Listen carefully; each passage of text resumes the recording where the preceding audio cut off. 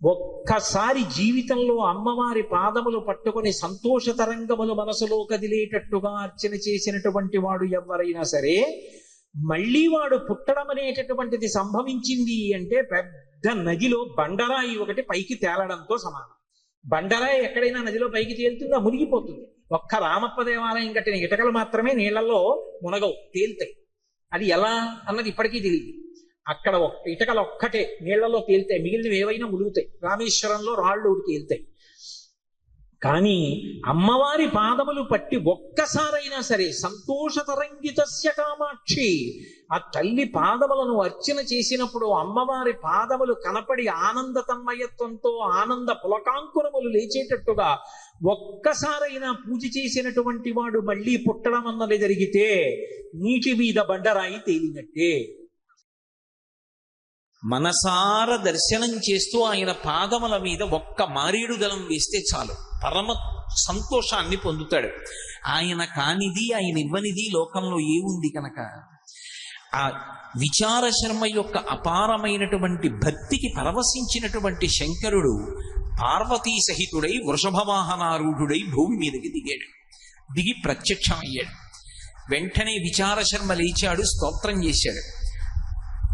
అడగకుండా పరమశివుడు వరమిచ్చాడు. ఇక నుంచి నా గణములలో ఒక గణానికి నిన్ను అధిపతిని చేస్తున్నాను, నీ పేరు చండీశ్వరుడు అని పిలుస్తారు. ఈశ్వర శబ్దంతో పిలవబడతావు. నంది ఎలా నందీశ్వరుడు అనిపించుకున్నాడో నువ్వు చండీశ్వరుడు అనిపించుకుంటావు. నీవు ఎప్పుడూ నా దగ్గర ఉంటావు.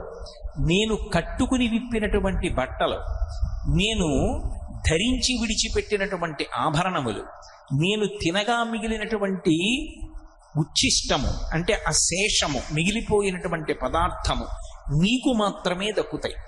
ఇక పైన ఎవ్వరూ కూడా వాటిని తీసుకోవడానికి వీల్లేదు, అవి నీకు మాత్రమే దక్కుతాయని చెప్పి వరం ఇచ్చాడు. అందుకే ప్రతి శివాలయంలోనూ ఉత్తర దిక్కున చండీశ్వర స్థానం ఉంటుంది. చిన్న గుడి ఉంటుంది, అందులో చండీశ్వరుడు ఎప్పుడు యోగనిష్టలో ఉంటాడు. ఆయన పద్మాసనం వేసుకుని హృత్పద్మమునందు మనసులో ఆ పార్వతీ పరమేశ్వరుల దర్శనం చేస్తూ రమిస్తూ ఉంటాడు. మనం ఒక కొబ్బరికాయ శివాలయానికి పట్టుకెళ్ళాం అనుకోండి, ఆ కొబ్బరికాయ కొట్టి 2 చెక్కలు ఈశ్వరుడికి నైవేద్యం పెట్టి మనకి ప్రసాదంగా సగం ఇస్తారు, ఓ కొబ్బరి చెక్క ఇస్తారు, కాసిన అరటిపళ్ళు ఇస్తారు. ఇస్తే వాటిని తిన్నగా ఇంటికి తెచ్చుకోకూడదు. శివుడి యొక్క నిర్మాల్యాన్ని, ప్రసాదాన్ని విడిచిపెట్టేయకూడదు. చాలా మంది తెలిసి తెలియక ఒక మాట అంటుంటారు, శివాలయం నుంచి ప్రసాదం తెచ్చుకోకూడదు అంటుంటారు. బాగా వినండి, శివాలయం నుంచి ప్రసాదం పట్టికెళ్ళి తీరాలి ఇంటికి.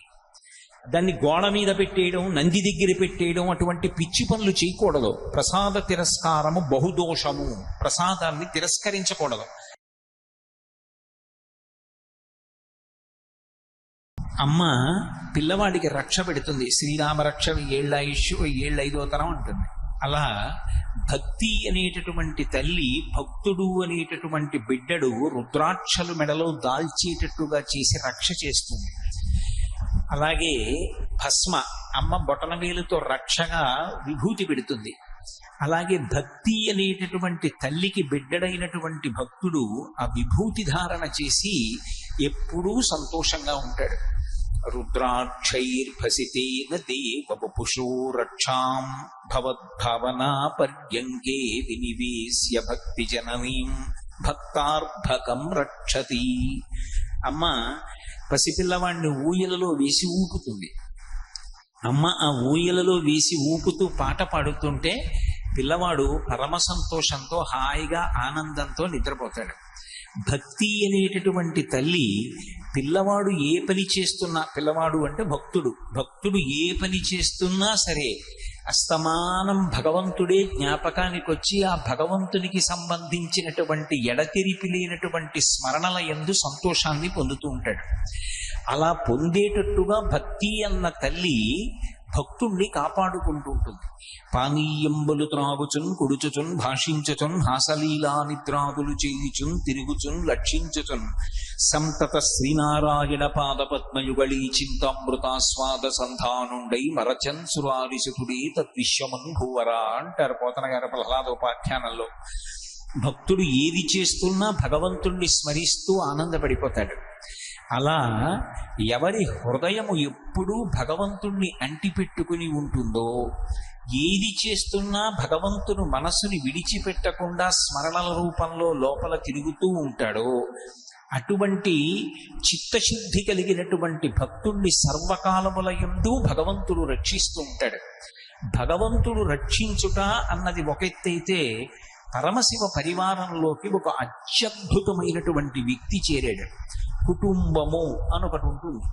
అందులోకి సభ్యత్వాన్ని పొందడం అంత తేలికైన విషయం ఏం కాదు.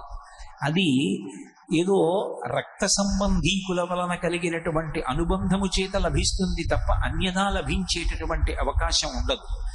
ఏదో ఒక ఇంట్లో ఒక తల్లి తండ్రి, ఆయనకు కొడుకు కూతురు ఉన్నారనుకోండి. ఇప్పుడు వాళ్ళ నలుగురు కలిపి రక్త సంబంధం. ఆయన భార్య, ఆయనకి పుట్టినటువంటి కొడుకు కూతురు. ఇప్పుడు ఆ కుటుంబంలోకి సభ్యత్వం కావాలంటే వాళ్ళ అబ్బాయిని వివాహం చేసుకున్నటువంటి కోడలు ఆ ఇంట్లో సభ్యత్వాన్ని పొందుతుంది. ఆ అమ్మాయిని ఎవరికిచ్చారో ఆ అల్లుడు సభ్యత్వాన్ని పొందుతాడు. మిగిలిన వాళ్ళు కోడల్లాంటి వాళ్ళు, కూతురులాంటి వాళ్ళు అంటాం తప్ప వాళ్ళు కూతురు కోడలు నిజంగా అయ్యే అవకాశం ఉంటుందా? ఉండదు. కుటుంబంలో సభ్యత్వం ఏర్పడదు. కానీ ఒక్క కారణం చేతే ఏర్పడుతుంది.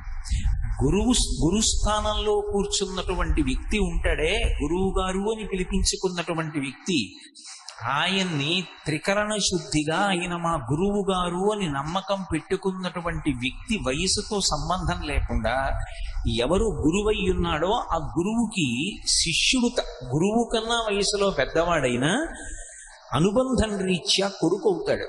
అందుకే కడుపున పుట్టిన కొడుకు శరీర సంబంధం ఉన్నవాడు ఒక్కడే ఉండొచ్చు. కానీ గురుస్థానంలో కూర్చున్న వాడికి కొడుకులకు లోటు ఏమిటి? అందరూ కొడుకులే. ఎంతమంది ఆ గురువు గారి మీద ఆ గురి పెట్టుకుని ఉన్నారో వాళ్ళందరూ కొడుకులే. వాళ్ళ భార్యలందరూ కోడళ్లే. ఒక్క గురువు గారి దగ్గరికి వచ్చేటప్పటికి మాత్రమే ఈ మినహాయింపు, మిగిలిన చోట్ల మినహాయింపు ఉండదు. అలా కుటుంబంలో సభ్యత్వం లభించదు. కానీ జగద్వైఖరికి భిన్నంగా పరమశివుడు ఒక అద్భుతమైనటువంటి స్థితిని కల్పించాడు ఒక వ్యక్తికి. అది ఎవరికి? మర్త్యలోకంలో పుట్టినటువంటి వ్యక్తి. మర్త్యలోకము అంటే ఇప్పుడు మనం ఉన్న లోకం. పుట్టినటువంటి వాడు గిట్టక తప్పదు, మరణించాలి. కానీ మరణించవలసినటువంటి అవసరం లేకుండా అటువంటి వ్యక్తిని జరామరణములకు అతీతుణ్ణి చెయ్యడమే కాకుండా తన కుటుంబంలో సభ్యుణ్ణి చేసుకున్నాడు. సభ్యుణ్ణి చేసుకుని విడిచిపెట్టలేదు. సహజముగా అధికారము అని ఒక మాట ఉంటుంది. ఇంటి యజమాని అన్నం తిన్నాడు అనుకోండి, అన్నం తినగా మిగిలినటువంటి ఉచ్ఛిష్టం ఒకవేళ పాత్రలో కొంత పదార్థం మిగిలిపోతే, అంటే మీకు ఇంకా బాగా అర్థం అయ్యేట్టు చెప్పాలి అంటే, నేను ఒక ఆకు వేసుకుని అన్నం తిన్నాను అనుకోండి, నేను భోజనం చేసినప్పుడు కొంత పదార్థం మిగిలిపోయింది అనుకోండి, ఏదో కొద్దిగా ఓ అప్పం ముక్క, ఓ అట్టు ముక్క, ఏదో గారె ముక్క అవి వదిలిపెట్టేశాను అనుకోండి, తదుచ్ఛిష్టాన్ని అంటే ఆ మిగిలిపోయినటువంటి పదార్థాన్ని తినడానికి సహజముగా అధికారం ఎవరికి ఉంటుంది అంటే ఒక్క భార్యకే ఉంటుంది. అది తిరుగులేని అధికారం. అదేమిటి? ఆవిడికి అలా ఉండడం ఏమిటి? అధికారం మాకుండదా అంటే ఎవ్వరికీ ఉండదు. అది ఆమె యొక్క హక్కు. అందుకే భర్త భోజనం చేసినటువంటి విస్తట్లోనే భార్య కూడా భోజనం చేస్తుంటుంది. పూర్వం ఈ సంప్రదాయం ఉండేది. మా తరానికి ముందు తరం వరకు కూడా మా నాన్నగారు భోజనం చేసి చేయి కడుక్కోనికి ఉత్తరాపోసనం బట్టి లేచిపోతే ఆ విస్తట్లోనే మా అమ్మగారు భోజనం చేస్తుండేవారు. అలా ఉండేది సంప్రదాయం పూర్వం. కాబట్టి భర్త యొక్క ఉచ్ఛిష్టాన్ని అంటే ఆ పాత్రలో విస్తట్లో మిగిలిపోయినటువంటి ఎంగిలి తినేటటువంటి అధికారం ఎవరికి ఉంటుంది అంటే భార్యకు ఉంటుంది.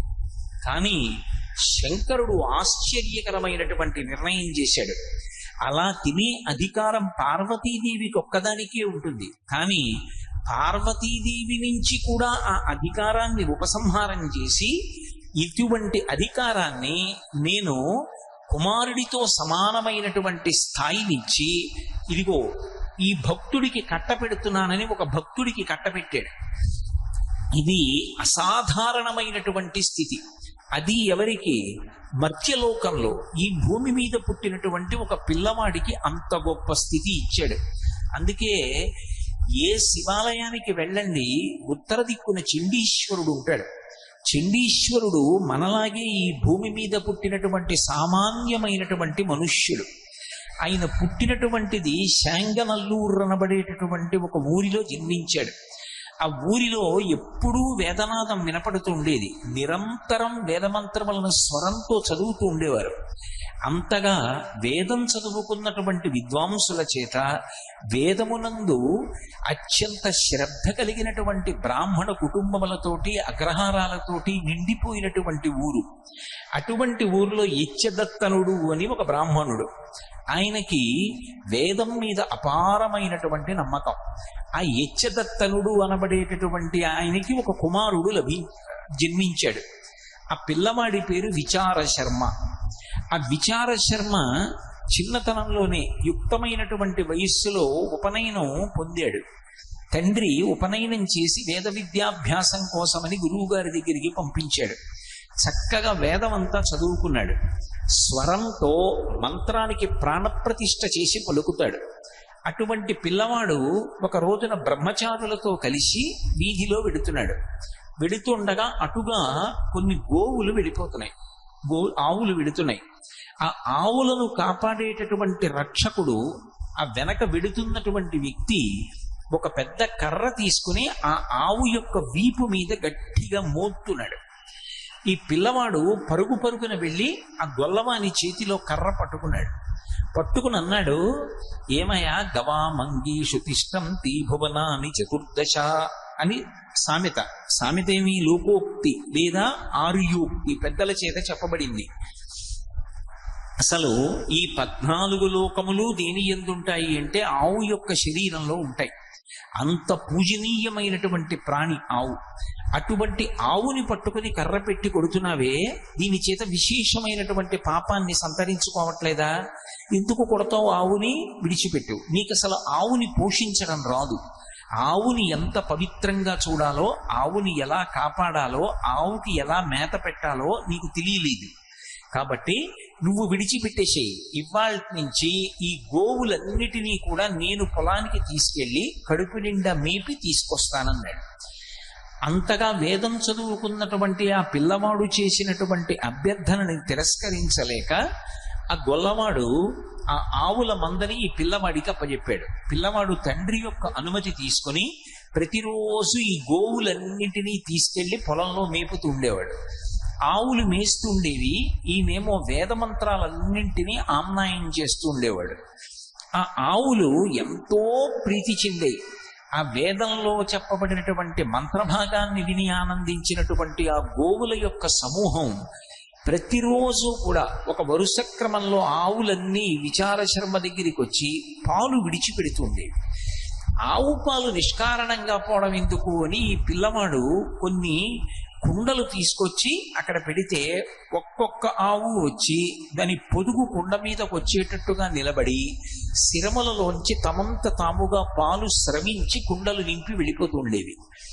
ఈ పిల్లవాడు ఈ పాలన్నింటినీ కూడా తీసుకెళ్లి ఒక చోట పెట్టి ఆ ఇసుకలోనే ఒక దేవాలయం కట్టేవాడు. ఇసుకలో దేవాలయం కట్టడం మీరు చూసి ఉంటారు. ఇక్కడే ఏలూరు పక్కనే తమ్మిలేరు అని చెప్పి ఒక ఏరు ఉంది. చిన్నప్పుడు మేమందరం ఆ ఏట్లో ఆడుకున్న వాళ్ళమే.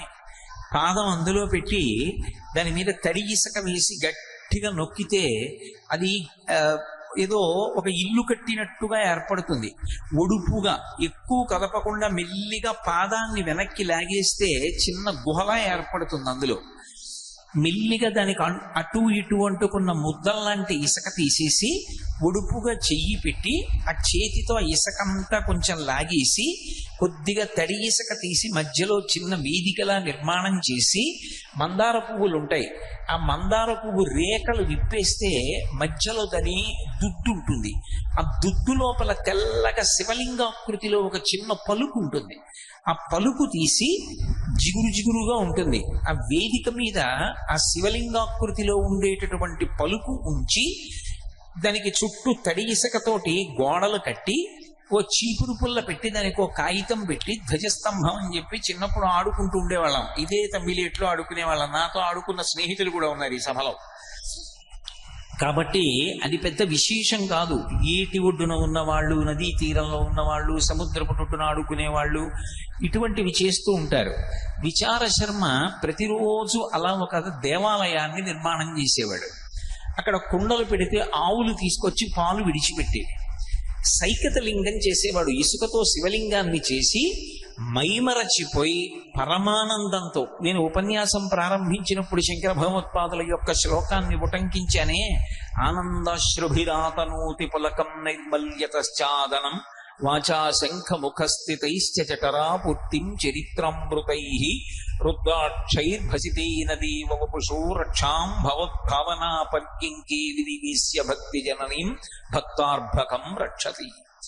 పరమభక్తితో ఆ పాలు చేత్తో పట్టుకొని వేదమంత్రాలు చదువుతూ అక్కడ ఉన్నటువంటి సైకత లింగంలో పరమశివుణ్ణి దర్శనం చేస్తుండేవాడు. ఈ పాలు సన్నటి ధార పోస్తూ నమస్తే అస్తు భగవన్ విశ్వేశ్వరాయ మహాదేవాయ త్రయంబకాయ త్రిపురాంతకాయ త్రికాగ్నికాలాయ కాలాగ్నిరుద్రాయ నీలకంఠాయ మృత్యుంజయాయ సర్వేశ్వరాయ సదాశివాయ శ్రీమన్మహాదేవాయ నమః అంటూ పోస్తూ పరవశించిపోతుండేవాడు. ఈ స్వరంతో కూడుకున్న వేదమంత్రాలన్నీ వింటూ ఆవులన్నీ మేత మేస్తుండేవి. ఇలా కొంతకాలం అయిపోయింది. ఎవరో అసలు దానిలో ఉన్నటువంటి వైభవాన్ని తెలుసుకోలేని నా వంటి అమాయకుడు ఒకడో ఆ దారిన వెళ్ళిపోతున్నాడు. వెళ్ళిపోతూ చూశాడు, అయ్యయ్యో ఈ పిల్లవాడు ఆవుల పాలన్నీ పితికి తీసుకొచ్చి కుండల్లో పెడుతున్నాడు, వీటిని మట్టిలో పోసేస్తున్నాడు. ఇలా పాలు పితకకుండా ఉంటే తమంత తాముగా ఆవులు విడిచిపెట్టాయని ఆ అమాయకుడు అనుకోలేదు. ఈ పిల్లవాడు పితికి తెచ్చాడు అనుకున్నాడు.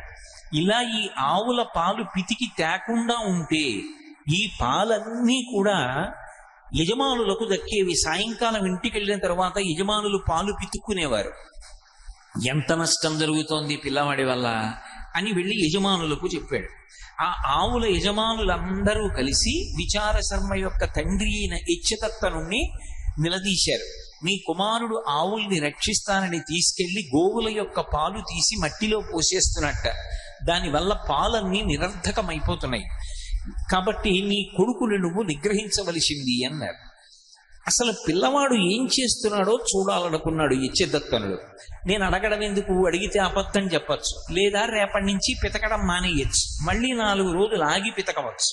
కాబట్టి తప్పు చేస్తుండగా పిల్లాడిని పట్టుకుంటే మందలించడం చాలా తేలిక అని ఈ పిల్లవాడు విచార శర్మ బయలుదేరడానికి ముందే తండ్రి ఇచ్చదత్తనుడు బయలుదేరి ఒక చెట్టు ఎక్కి చెట్టు కొమ్మలలో కూర్చున్నాడు.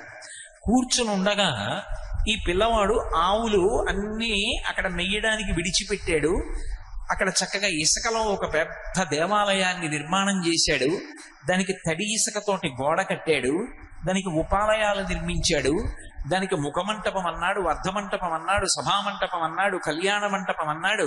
దాని ముందు బ్రాహ్మణులు వచ్చి కూర్చునేటటువంటి సంధ్యావందనం చేసుకునే అరుగులు అన్నాడు. అక్కడ ఒక పెద్ద తటాకం అన్నాడు. స్వామివారు వాహన సేవల కోసం నిమంత్రణం చేయబడినటువంటి వాహనములన్నీ కూడా పెట్టేటటువంటి వాహన మంటపం అన్నాడు. వీటన్నింటికి ఇసుకతో మంటపాలు కట్టుకున్నాడు. ఎంతసేపు పడుతుంది? 2 చేతులతో ఇసుక ఇలా ఇలా ఇలా ఇలా అంటూ గోడ కట్టేయచ్చు. పెద్ద దేవాలయం కట్టాడు. ఇప్పుడు ఆ దేవాలయంలో పిల్లకి వెళ్ళి కూర్చున్నాను అని కూర్చున్నాడు. అక్కడ కుండలు పెట్టాడు. ఆ ఆవులు ప్రతిస్పందించేవి అతని భావనకి. అవి వచ్చి ఒక్కొక్క ఆవు 4 శిరములలో 1 శిరము నుండి పాలు విడిచిపెట్టేవి. మిగిలిన 3 శిరములలోంచి పాలు వదిలేవి కావు. పొదుగులోని 1 శిరములో పాలు విడిచిపెట్టి వెళ్ళిపోతున్నాయి. కుండల నిండా పాలు వచ్చాయి. ఇప్పుడు ఆ పాలు అక్కడ పెట్టుకున్నాడు. రుద్రమంత్రాలతో పరమశివుడికి అభిషేకం మొదలుపెట్టాడు. మొదలు పెట్టగానే చెట్టు మీద కూర్చున్న తండ్రి చూశాడు. అరేదేదేదే ఎంత పని చేస్తున్నాడు రా పిల్లాడు, నిన్నటి రోజున వాళ్ళు చెప్పినది యథార్థమే, ఈ పిల్లవాడు పాలన్నీ తీసుకెళ్లి ఇసుకలో పోసేస్తున్నాడు, నిష్కారణంగా పాలన్నీ పాడైపోతున్నాయి అని కోపంతో పిల్లవాడు అభిషేకం మొదలు పెట్టగానే చెట్టు దిగొచ్చాడు. చెట్టు దిగొట్టి పిల్లవాడి భుజం మీద చెయ్యి వేసి గట్టిగా కుదిపాడు. విచారశర్మ విచారశర్మ. కానీ ఆ పిల్లవాడు తదేక నిష్టలో చదవడం నోటికి అలవాటైపోయింది కాబట్టి నోరు స్వరంతో మంత్రం చెప్తోంది. కానీ ఆయన మనస వాచ కర్మణ పూర్తిగా శివభక్తిలో మునిగిపోయి ఉన్నాడు. అతనికి ఆ సైకత లింగంలో పరమశివుడు ప్రత్యక్షం అవుతున్నాడు. పరమానందంతో ఆవు పాలు పోస్తూ అభిషేకం చేస్తున్నాడు. తండ్రి పిలిచినా కుదిపినా పలకలేదు. ఆ తండ్రికి ఎక్కడ లేని కోపం వచ్చింది. ఈ పిల్లవాడు పిలిస్తే పలకట్లేదని కాలుతో అక్కడ ఉన్నటువంటి ఆవు పాల కుండని ఒక్క తన్ను తన్నాడు. కుండ బద్దలైపోయి ఆవు పాలన్నీ కింద పడిపోయి అక్కడ ఉన్నటువంటి ఆ దేవాలయాన్ని ఇసుకతో కట్టినటువంటి దాన్ని ఒక్క తన్ను తన్నాడు. ఆలయం అంతా భిన్నమైపోయి ఇసుక చిమ్ముకుపోయింది. పిల్లవాడు ఇలా పక్కకి తిరిగి చూశాడు. కాలు కనపడింది.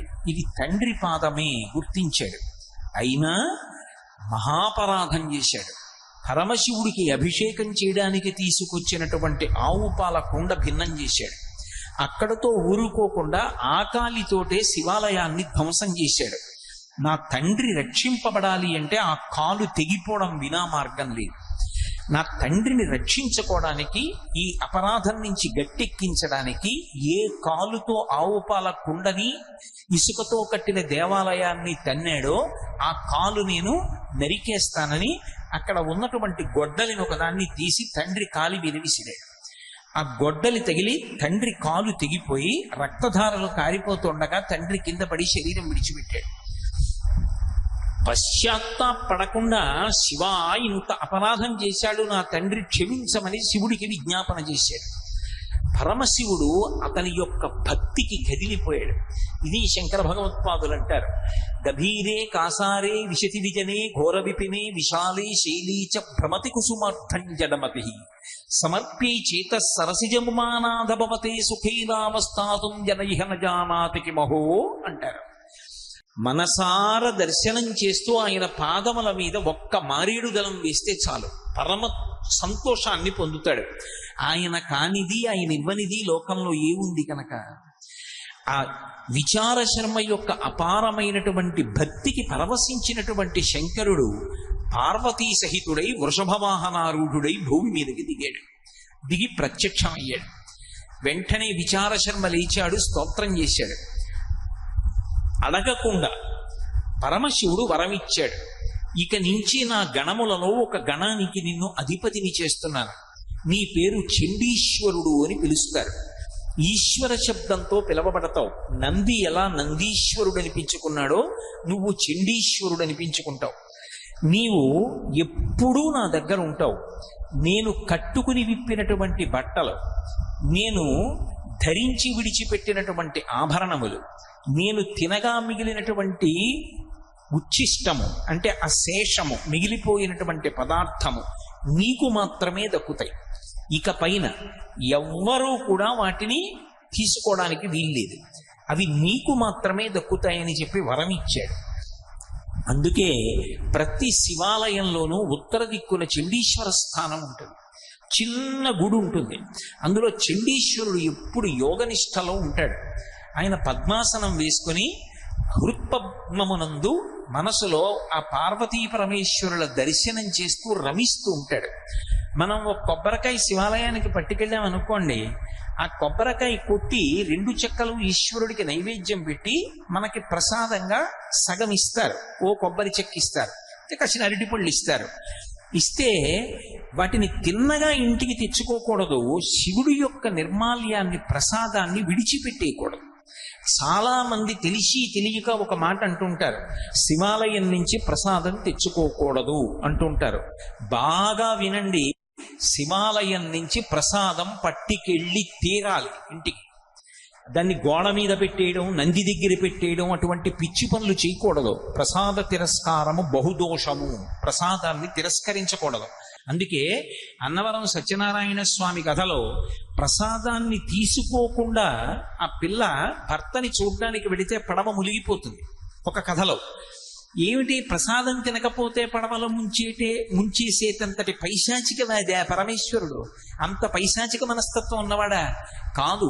ప్రసాదము అంటే అనుగ్రహము, ఈశ్వరానుగ్రహము ప్రసాదం రూపంలో లోపలికి వెళ్ళి అందులో 6వ వంతు మనస్సుగా మారి మనకున్నటువంటి సమస్యలకి కావలసినటువంటి పరిష్కారం అదే మనసులో బుద్ధి నిర్ణయించి ప్రచోదనం చేస్తుంది.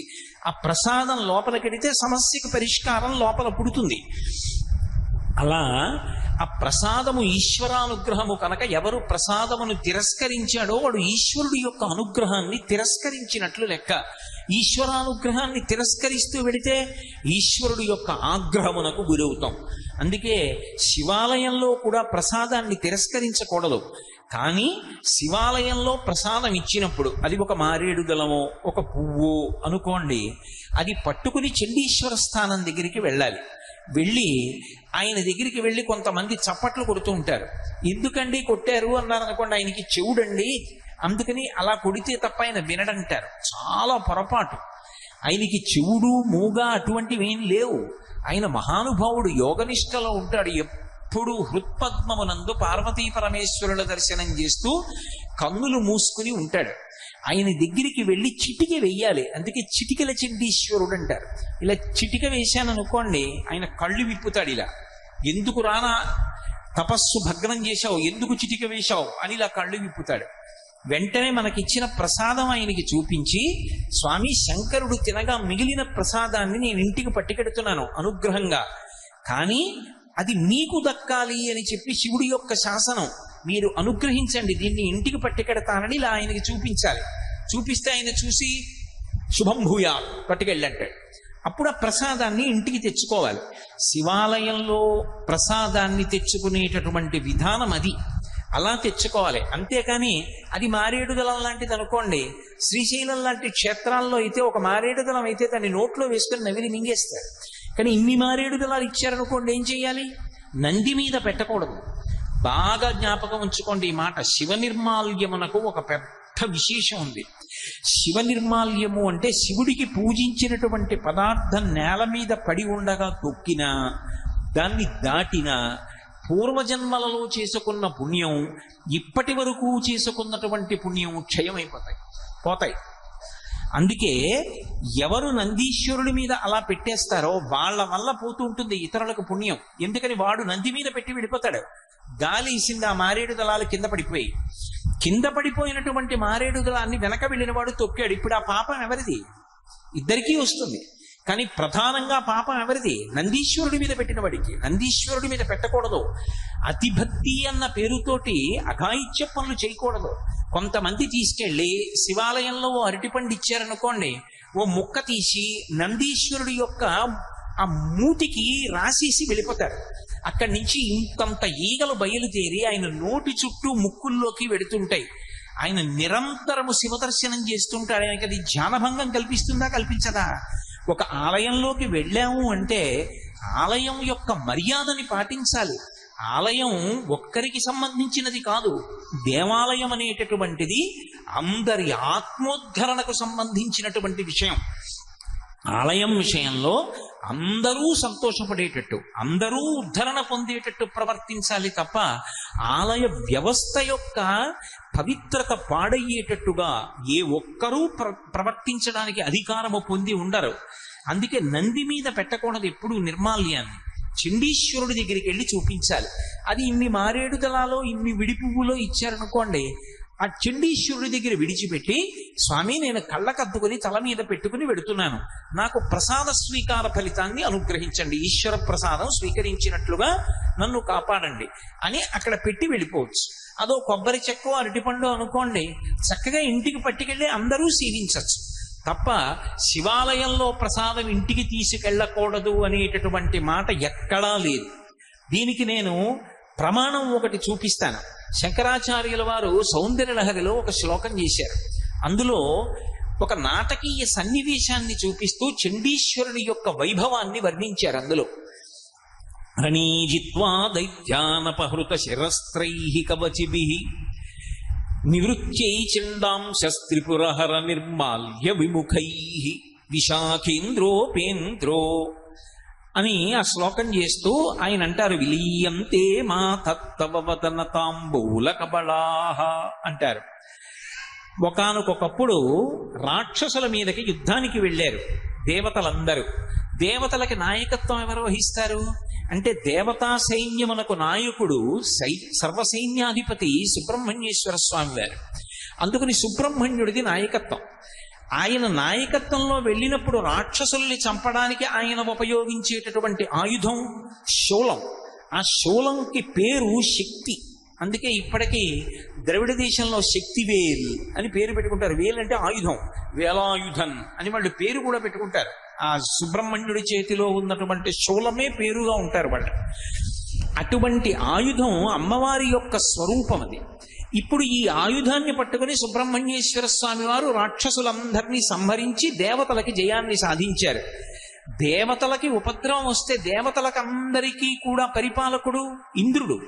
ఇంద్రుడికి తమ్ముడు ఉపేంద్రుడు. ఉపేంద్రుడు అంటే వామనమూర్తి. వామనమూర్తిగా వచ్చిన వారు శ్రీ మహావిష్ణువు. వీళ్ళు ముగ్గురు ఎప్పుడూ కూడా దేవతా సైన్యాల్ని రక్షించి రాక్షసుల్ని పరిమారుస్తుంటారు. అందుకే విశాఖేంద్రోపేంద్రో శిశి విశిత కర్పూర శకలాహ అన్నారు. వీళ్ళు ముగ్గురు రాక్షసుల మీదకి యుద్ధానికి వెళ్ళారు. యుద్ధానికి వెళ్ళి యుద్ధంలో గెలిచారు. పరిగెత్తుకుంటూ వచ్చారు. ఎవరికి చెప్పాలి ఈ వార్త? తల్లిదండ్రులు ఇద్దరు పార్వతీ పరమేశ్వరులు పరిగెత్తుకుంటూ ఇంటికి వచ్చారు. ఆ వచ్చి తొందరగా వెళ్ళి చెప్పాలి. ఆ గెలవడానికి కావలసిన శక్తి అంతా ఎక్కడి నుంచి వచ్చింది? ఆదిశక్తి అమ్మవారు.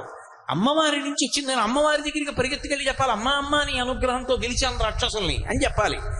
అమ్మ దగ్గరికి పరిగెత్తుకెళ్ళాలంటే రణీజిత్వా దైత్యానపహృత శిరస్త్రైః కవచిభిః. వాళ్ళు శిరస్త్రాణాలు పెట్టుకున్నారు. శిరస్త్రాణాలంటే మీకు తేలిగ్గా అర్థం అవ్వాలంటే హెల్మెట్లు అనుకోండి. యుద్ధంలో వాడేటటువంటి శిరస్త్రాణం, శిరస్సును రక్షించుకోవడానికి పెట్టుకుంటారు, లోహంతో తయారు చేసినవి. అవి తీసి పక్కన పెట్టేశారు. కానీ కవచం విప్పుకోవాలంటే చాలా సమయం పడుతుంది. ఎందుకంటే అది చాలా గట్టి లోహంతో చేస్తారు. అదేమి మామూలు బట్టతో చేసింది కాదు. లోహంతో చేసి ఇనుము, ఉక్కు మొదలైన వాటితో చేసిన గుండీలు ఉంటాయి. వాటిని ఎంతో జాగ్రత్తగా అందులోకి పొదివి మిలితిప్పుతారు. అది విప్పుకోవాలి అంటే సహాయకుడి యొక్క పర్యవేక్షణలో ఒక సహాయకుడు సహాయం చేస్తుండగా జాగ్రత్తగా ఆ ఇనుము ఉక్కుతో చేయబడినటువంటి గుండీలు విప్పి తిప్పుకుని పరమ బరువుగా ఉంటుంది. దాన్ని విప్పి ఒక చోట పెట్టాలి. అంతసేపు ఆగుదామంటే కుదరదు. ఎందుకని? గబగబా పరిగెత్తుకెళ్ళి అమ్మవారికి చెప్పాలి, అమ్మా మేము విజయం సాధించామని. అందుకోసమని వీళ్ళు ముగ్గురు ఏం చేశారంటే అమ్మవారి దగ్గరికి వెళ్ళాలనేటటువంటి త్వరలో ఆ తల మీద పెట్టుకున్నటువంటి కవచాన్ని తీసి పక్కన పెట్టారు. కానీ ఆ తల మీద పెట్టుకున్న శిరస్త్రాణం పక్కన పెట్టారు. కవచం మాత్రం విప్పుకోలేదు. విప్పుకుంటే ఆలస్యం అయిపోతుంది. గబగబా అమ్మ దగ్గరికి పరిగెడుతున్నారు. అమ్మ ఏం చేస్తోంది? తాంబూల చర్మణం చేస్తోంది. ఆవిడ తాంబూలం వేసుకొని నవ్వులుతోంది. అది పతివ్రతా లక్షణం.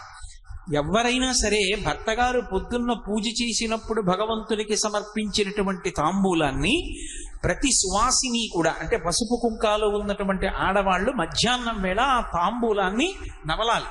ఆ తాంబూలాన్ని నవలడం అనేటటువంటి హక్కు ఎవరిది అంటే ఒక్క సువాసినికే ఉందా అధికారం. అందుకే అమ్మవారికి చేసేటటువంటి ఉపచారాలన్నిటిలోకి చాలా గొప్ప ఉపచారం తాంబూల సమర్పణ. అసలు తాంబూలం అమ్మవారు వేసుకున్నటువంటి ఆ నోటిని దర్శనం చేస్తే వచ్చేటటువంటి ఫలితాలు నేను చెప్పలేను అని పరోక్షంగా చెప్పారు శంకరాచార్యుల వారు. ఆ నోటి వంక చూస్తే అంత ఫలితం. అటువంటి తల్లి, అది సువాసిని అధికారం.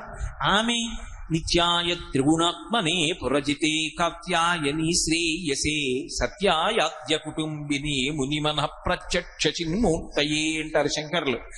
ఆది కుటుంబం, లోకమునంతటినీ కన్న తల్లి, ఆ బ్రహ్మకీట జనని. అందుకని ఆ తల్లి తాంబూలం వేసుకుని ఉంది. అందులో పచ్చకర్పూరపు చిన్న చిన్న కళికలు ఆమె నాలుక మీద ఉన్నాయి. ఈ ముగ్గురు పిల్లలు పరిగెత్తుకుంటూ లోపలికి వెడుతున్నప్పుడు అక్కడ భోజనం చేసినటువంటి విస్తరాకు ఒకటి కనపడింది. అరిటి ఆకు అనుకోండి, ఒక ఆకులో వడ్డించకూడదు. ఒక ఆకులో వడ్డించడం దోషం. 2 ఆకులు వేసి వడ్డించాలి. అందుకే మీరు ఎప్పుడైనా చూశారో లేదో, సంప్రదాయం తెలుసున్నటువంటి వాళ్ళ ఇంటికి వెడితే ఆకు వేసి, ఒకవేళ కింద ఆకు వేయకపోతే ఆకు చివరి భాగం తుంచి ఆకు కింద వేస్తారు. 2 ఆకులు వేయకుండా భోజనం పెట్టకూడదు. అందుకని వాళ్ళు అలా వెళ్ళిపోతున్నప్పుడు పరమేశ్వరుడు భోజనం చేసినటువంటి ఆకు కనపడింది, లేదా ఆకులు కనపడ్డాయి అనుకోండి. వాళ్ళు ఇలా చూశారు. ఆయన ఏదో కొన్ని పదార్థాలు తిన్నాడు, కొన్ని పదార్థాలు వదిలేశాడు. అవి ఎవరు వండినవి? సాక్షాత్ జగదంబ అన్నపూర్ణ వండినటువంటి పదార్థాలు భర్త కోసం. ఆ పదార్థముల యొక్క ఉచ్ఛిష్టం, శేషం ఉంది. అవి మంచి సువాసనలు గుబాళిస్తూ ఉంటాయి. వీళ్ళు యుద్ధం చేసి వస్తున్నారు, ఎంత ఆకలి మీద ఉంటారు, అందులో పిల్లలు. ఇప్పుడు ఈ ముగ్గురు ఆకలితో అటు చూసి, నాన్నగారు తినగా మిగిలిన పదార్థం కాబట్టి మనం తినచ్చు అని వెళ్ళలేదు.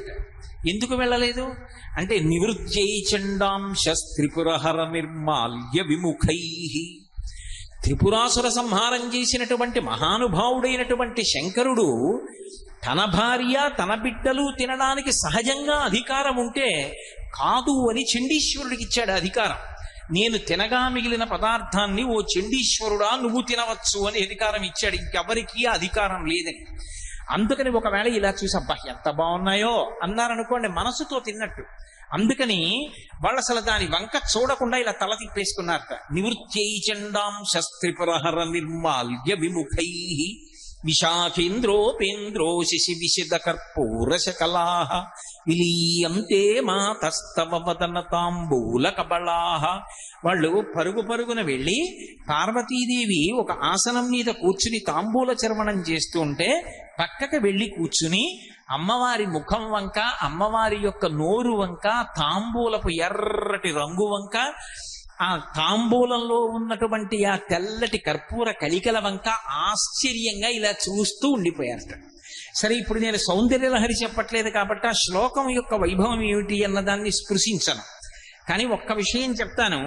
శంకరాచార్యుల వారు కూడా చండీశ్వరుడికి తప్ప పరమశివుడి యొక్క నిర్మాల్యాన్ని తీసుకునేటటువంటి అధికారం వేరొకరికి లేదు అని నిర్ధారించడానికే నివృత్యై చండాంశ త్రిపురహర నిర్మాల్య విముఖై అన్నారు. అందుకే అవి చండీశ్వరుడికి చెందుతాయి కనుక మనం ఎప్పుడైనా శివాలయానికి వెడితే, మళ్ళీ మళ్ళీ చెప్తున్నాను ఈ మాట, ఓ కొబ్బరి చెక్క కానీ అరటిపండు కానీ ఏదైనా ప్రసాదం ఇస్తే శివాలయంలో ప్రసాదం ఇంటికి తీసుకెళ్ళకూడదనేటటువంటి ధూర్త పాండిత్యంతో కూడుకున్న మాటలు చెప్పకూడదు. అది చండీశ్వరుడి దగ్గరికి తీసుకెళ్లి చిటిక వేసి ఆయనకి చూపించి ఆయన అనుగ్రహంతో, ఆయన అనుమతితో వాటిని ఇంటికి తెచ్చుకోవాలి. తెచ్చుకుని తత్ప్రసాదాన్ని కుటుంబం అందరూ కూడా స్వీకరించాలి. కాబట్టి చండీశ్వరుడికి అంత గొప్ప అధికారం ఇచ్చాడు. అందుకే ఎక్కడ శివాలయం ఉన్నా సరే శివాలయంలో ఉత్తర దిక్కున చండీశ్వరుడు ఉంటాడు. నిర్మాల్యం అంతా కూడా ఉత్తర దిక్కుకి విసర్జించాలి, ఎందుకంటే చండీశ్వరుడి వైపుకి వెళ్ళిపోవాలి. అందుకే మీరు ఎప్పుడైనా శివాలయానికి వెడితే పానవట్టం ఎటువైపుకుందో అదే ఉత్తర దిక్కు అని గుర్తు. మహానుభావుడు ధూర్జటి శ్రీకాళహస్తి మాహాత్మ్యం చేస్తూ ఒక మాట అంటాడు. ఉదయగ్రావము పానవట్టము అభిషేకో తత్ప్రవాహంబు వార్ధి ధరిధ్వాంతము ధూపధూమము జలదీప ప్రభారాశి కౌముది తారానివహంబులద్భుత సుమంబులుగా తమోదూత సఖ్యతమై సీత గభస్తి బింబ శివలింగం ఒప్పే ప్రాచీదిశం అంటాడు. దేవతలు చేసినటువంటి అభిషేక జలాలన్నీ ఉత్తర దిక్కున సముద్రంగా పడిపోయాయి అంటాడు. శివ నిర్మాల్యం అంతా కూడా ఉత్తర దిక్కుకు విసర్జిస్తారు. పూజ మొదలు పెట్టగానే ఉత్తర దిక్కుగా నిర్మాల్యం తీస్తారు. కారణం ఏమిటంటే అది చండీశ్వరుడికి దక్కాలి అని. ఎవరైనా లోకంలో ఆ హక్కుని వేరొకరికి ఇచ్చేటటువంటి అధికారం లేదు. నేను భోజనం చేస్తే నేను భోజనం చేసినటువంటి పాత్రలో మిగిలినటువంటి పదార్థాన్ని నేను ఇవ్వకపోయినా సరే తినేటటువంటి అధికారం సహజంగా ఎవరిది అంటే నా ఇల్లాలి, నా భార్యది సహజమైన అధికారం. ఆమె నన్ను అడగక్కర్లేదు. నేను విడిచిపెట్టిన ఉచ్ఛిష్టాన్ని తాను తినచ్చు. కానీ ఒక్క శంకరుడు మాత్రం లోకములకన్నింటికీ అధినాయకుడైనప్పటికీ మాతాచ పార్వతీదేవి పితాదేవో మహేశ్వర అని లోకములకంతటికీ తండ్రి అయినప్పటికీ పార్వతీదేవికి సహజంగా ఉండవలసినటువంటి అధికారాన్ని కాదని తను తినగా మిగిలినటువంటి పదార్థాన్ని తినేటటువంటి అధికారాన్ని చండీశ్వరుడికి కట్టబెట్టి చండీశ్వరుణ్ణి తన కుటుంబంలో ఒక సభ్యుడిగా చేసుకున్నాడు. అంటే పరమశివుని యొక్క అనుగ్రహము, ఆయన ఔదార్యము ఎంత స్థాయిలో ఉంటుందో ఎవరు ఊహించలేరు. అందుకే శివుడికి ఒక నామం ఉంది, పటవే నమః అని. అంటే దానికి అర్థం ఏమిటంటే ఆయన ఏమి ఇవ్వగలడు అంటే, ఆయన ఇది ఇవ్వగలడు అని చెప్పడం ఎవ్వరూ కూడా చెప్పలేనటువంటి స్థితి. ఆయన ఏదైనా ఇవ్వగలడు. ఒకానొకప్పుడు ఉపమన్యువుకి పాల సముద్రాన్ని సృష్టించి ఇచ్చాడు. మన్మధుణ్ణి 3వ కంటి మంటతో సంహారం చేశాడు. యమధర్మరాజు గారిని ఎడమకాలితో తన్ని పడగొట్టాడు. త్రిపురాసురుల్ని ఒక్క బాణంతో పడగొట్టాడు. గజాసురుణ్ణి త్రిశూలం మీద పెట్టి సంహారం చేశాడు. అనుగ్రహించి ఆ ఏనుగు యొక్క తోలు ఒలిచి కట్టుకున్నాడు. ఒకానొకప్పుడు వ్యాఘ్రాన్ని మునులు ప్రయోగిస్తే అవలీలగా ఎత్తి పైకెత్తి పట్టుకున్నాడు. ఆయన చెయ్యలేనటువంటి కృత్యములు లేవు. అతిమానుషిక అద్భుతమైనటువంటి చేష్టితములు. అందుకే శంకరుడి దగ్గరికి వెళ్ళి మనకేం కావాలి అన్నది అసలు మనం అడగక్కర్లేదు. ఒక్క నమస్కారం చేస్తే చాలు. శివుని శిరమున కాసిన్ని నీళ్లు చల్లి పత్తిరి సుమంత నెవ్వాడు పారవయిచు కామధేనువు వానింటి గాడి పశువు అల్ల సురశాఖ వానింటి మల్లె చెట్టు. ఇలా అభిషేకం చెయ్యక్కర్లేదుట. పట్టికెళ్ళి ఇలా నీళ్లు ఇలా చిమ్మాడు ఆయన మీద. ఓ మారేడు దళం పట్టుకెళ్ళి ఇలా విసిరి పారేశాడు. పరమ సంతోషపడిపోయి కామధేనువుని తీసుకొచ్చి వాడింట్లో ఆవుగా కట్టేసి కల్పవృక్షాన్ని తీసుకొచ్చి వాడింట్లో మల్లె చెట్టుగా పాతి పెడతాట. అంతటి అనుగ్రహ ప్రదాత, అంతటి దయాళు. కాబట్టే శంకరుడి పరివారంలోకి చేరడం కాదు, శంకరుడి యొక్క కుటుంబంలో సభ్యత్వాన్ని పొందగలిగాడు చండీశ్వరుడు. ఎవరు? మనలాగే పుట్టినటువంటి ఒక మర్త్యుడు, సామాన్యమైనటువంటి మానవుడు తదేక దృష్టితో పరమభక్తితో సైకతలింగానికి అభిషేకం చేసినటువంటి కారణం చేత, శివాపరాధాన్ని క్షమించలేనటువంటి కరడు కట్టిన భక్తితో నిలబడినటువంటి కారణం చేత శివానుగ్రహాన్ని పొంది అంత స్థానాన్ని పొందాడు. అంటే శివ పరివారం గురించి తెలుసుకోవడం ఎందుకు అంటే 2 కారణముల చేత తెలుసుకుంటారు. ఒకటి, మనం చేసేటటువంటి దోషములుంటే దిద్దుకోవడానికి. ఒక శివాలయానికి వెళ్ళినప్పుడు ప్రసాదాన్ని ఎలా తీసుకోవాలి అన్నది ఎలా తెలుస్తుంది? చండీశ్వరుడి గాథ తెలుసుకుంటే తెలుస్తుంది. 2, శంకరుడు ఎంత ఉదార హృదయుడు, శంకరుడు దేన్నైనా ఎంత అవలీలగా ఇచ్చేస్తాడు. ఇది ఇవ్వడమా ఇది ఇవ్వకపోవడమా అనేటటువంటి అరమరిక లేనివాడు అన్న సత్యం ఆయన యొక్క పరివారానికి సంబంధించినటువంటి విశేషాన్ని తెలుసుకున్నప్పుడు అర్థం అవుతుంది. అంతటి మహానుభావుడు. అందుకే ప్రతి శివాలయంలో కూడా ఉత్తర దిక్కున చండీశ్వరుడు ఉంటాడు. చక్కగా ఆ చండీశ్వరుడికి నమస్కరించి చిటిక వేసి ఆయనకి ప్రసాదాన్ని చూపించి ఇంటికి పట్టుకెళ్ళి దాన్ని కుటుంబం అంతా స్వీకరించి పరమశివుని యొక్క పరిపూర్ణమైనటువంటి అనుగ్రహానికి పాత్రులు కావాలి. అలాగే శంకరుడి దగ్గర ద్వారపాలకులు ఉంటారు 2. వాళ్ళని నంది మహాకాళుడు అని పిలుస్తారు. నంది మహాకాళ. నంది అని నేను అన్నప్పుడు నిన్నటి రోజున మీతో నేను మనవి చేశానే నందీశ్వరుడు. ఆ నందీశ్వరుడు కాదు. పరమశివుని యొక్క ద్వారపాలకులైనటువంటి నంది మహాకాళులు ఇద్దరు వేరు. ఈ నంది మహాకాళులది కలిపి ఒక్కటే గాథ. ఆ నంది ఒకప్పుడు అవంతిపురంలో ఉండేవాడు. ఆయన జన్మతః వైశ్యుడు, కానీ అపారమైనటువంటి శివభక్తి తత్పరుడు. చాలా గొప్ప ద్రవ్యాన్ని ఆర్జించాడు. ఎంత ద్రవ్యాన్ని ఆర్జించాడో అంత శివభక్తి కలిగిన వాడు కనుక ఒక శివలింగాన్ని ఊరికి బాగా దూరంగా చివరికి వచ్చేటట్టుగా నిర్మాణం చేసి ఆ శివాలయంలో శివలింగాన్ని ప్రతిష్ఠ చేసి ప్రతిరోజు రుద్ర నమకచమకాలతో శివుడికి అభిషేకం చేసి చక్కగా పురుష సూక్తంతో శ్రీ సూక్తంతో శివ సహస్రనామంతో అర్చన చేసి మారేడు దళాలతోటి ఏ ఋతువులో దొరికేటటువంటి పువ్వులతోటి శివలింగాన్ని అర్చించి సరిపెట్టకుండా ఇంద్రనీలములు, గోమేధికములు, వజ్రములు, వైఢూర్యములు, మంచిముత్యములు, పగడములు ఇటువంటివన్నీ తీసుకొచ్చి విడివిడిగా శివలింగానికి నామాలతో అర్చన చేసి ఆ మణులలోంచి వచ్చేటటువంటి కాంతులలో ప్రకాశిస్తున్నటువంటి శివమూర్తిని చూసి ఆ లింగాన్ని చూసి ఆనందంతో పరవశాన్ని పొందుతుండేవాడు. అలా ప్రతిరోజు వచ్చి మధ్యాహ్నం వరకు పూజ చేసి మహానైవేద్యం పెట్టి వెళ్ళిపోతుండేవాడు. ఒక రోజున ఈ నంది అంటే మళ్ళీ చెప్తున్నాను మీకు, వైశ్యశ్రేష్ఠుడు ఆయన, నందీశ్వరుడు కాడు.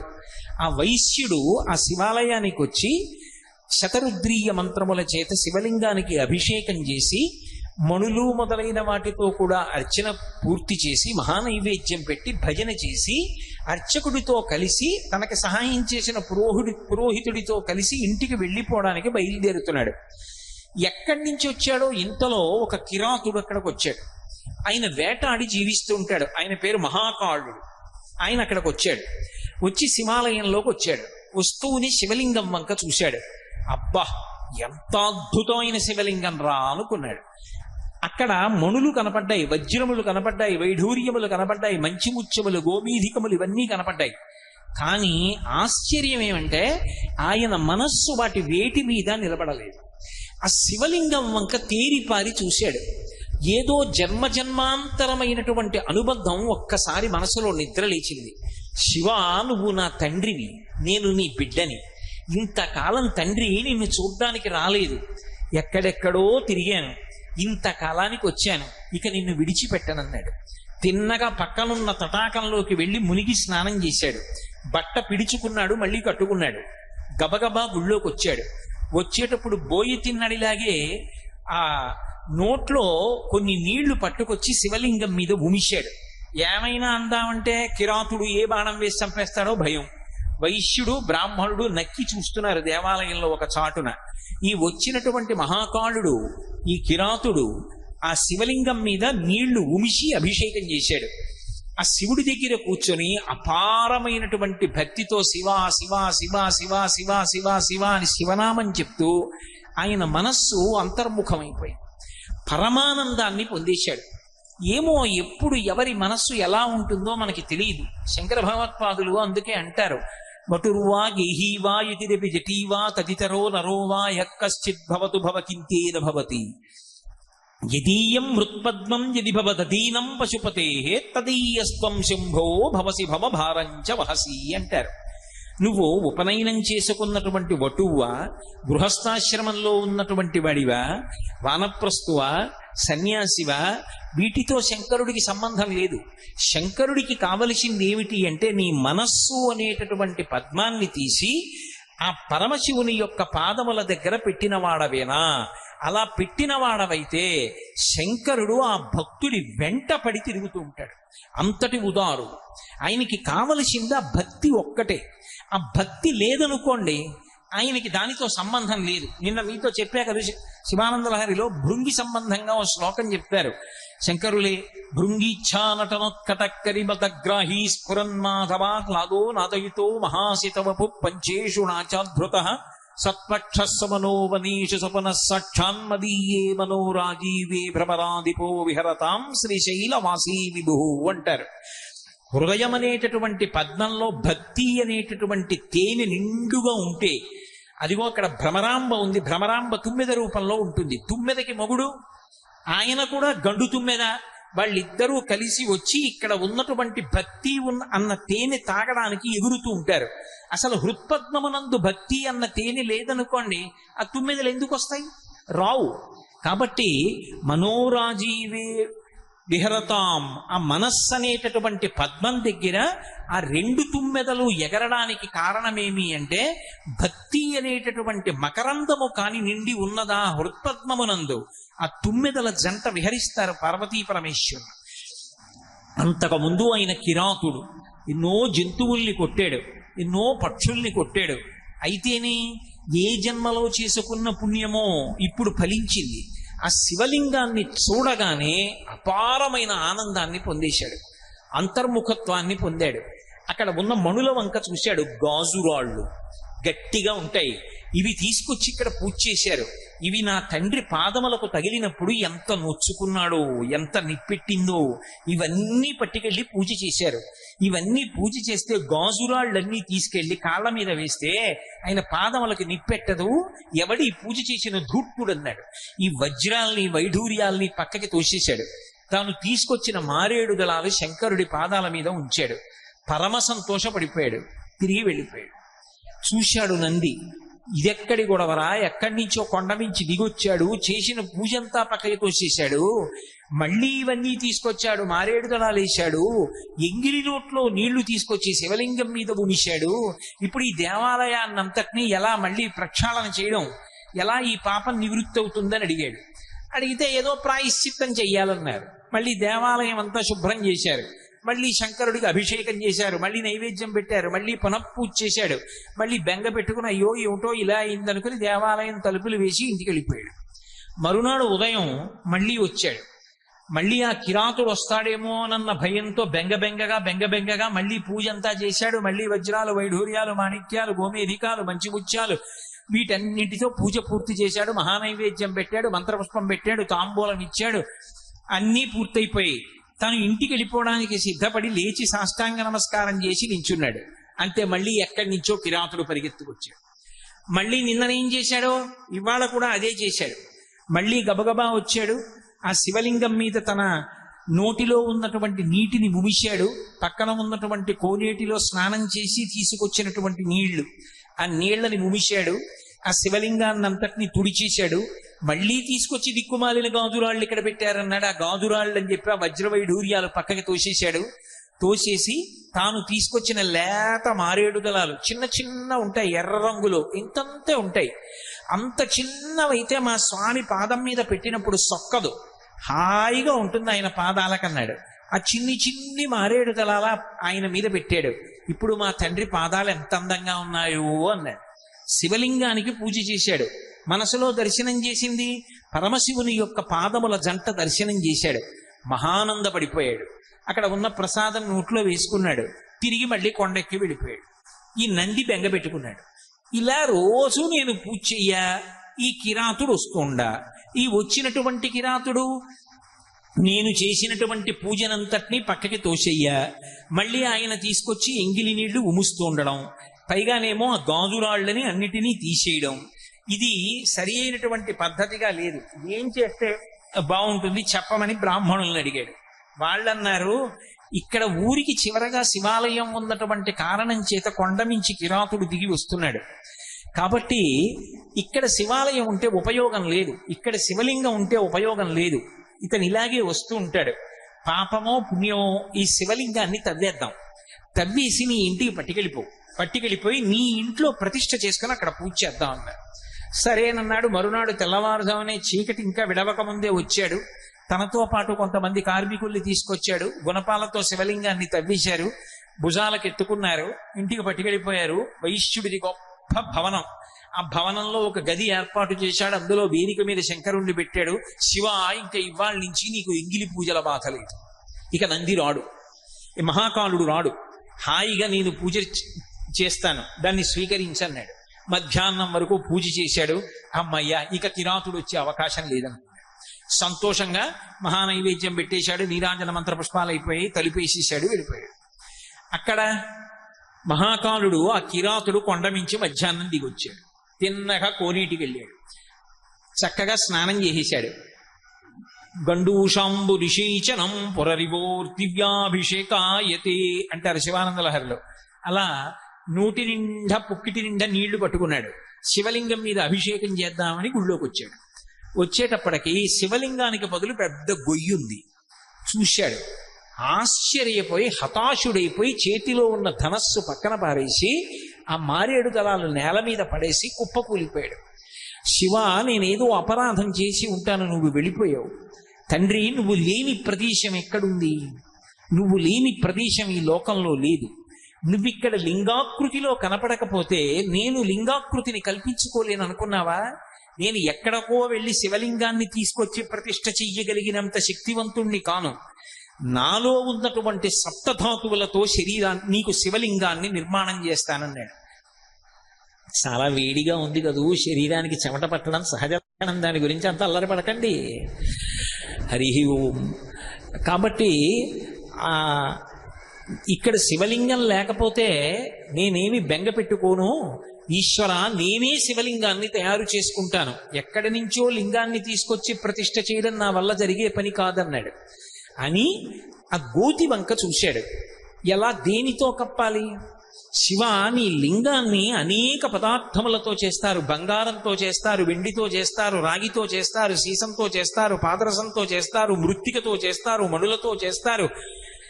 ఇన్నిటికీ ప్రత్యామ్నాయంగా నా శరీరంలో ఉన్నటువంటి అవయవాలు నేను ఎన్ని కొయ్యగలనో అన్ని కోసి వేసేస్తాను, లింగం అయిపోవాలన్నాడు. అని కత్తి తీసి తన కడుపు కోసేసుకున్నాడు.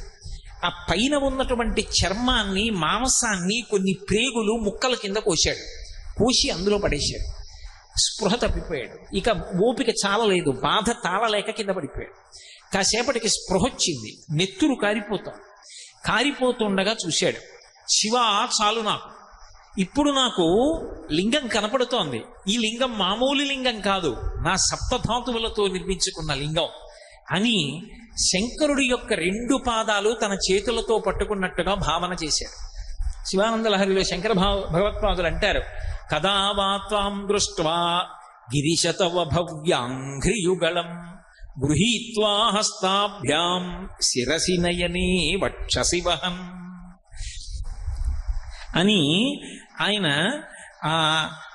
అలభ్యాం బ్రహ్మాద్యైః ముదమనుభవిష్యామి హృదయే అంటారు. కదా వా త్వాం దృష్ట్వా గిరిశతవ భవ్యాంఘ్రియుగళం.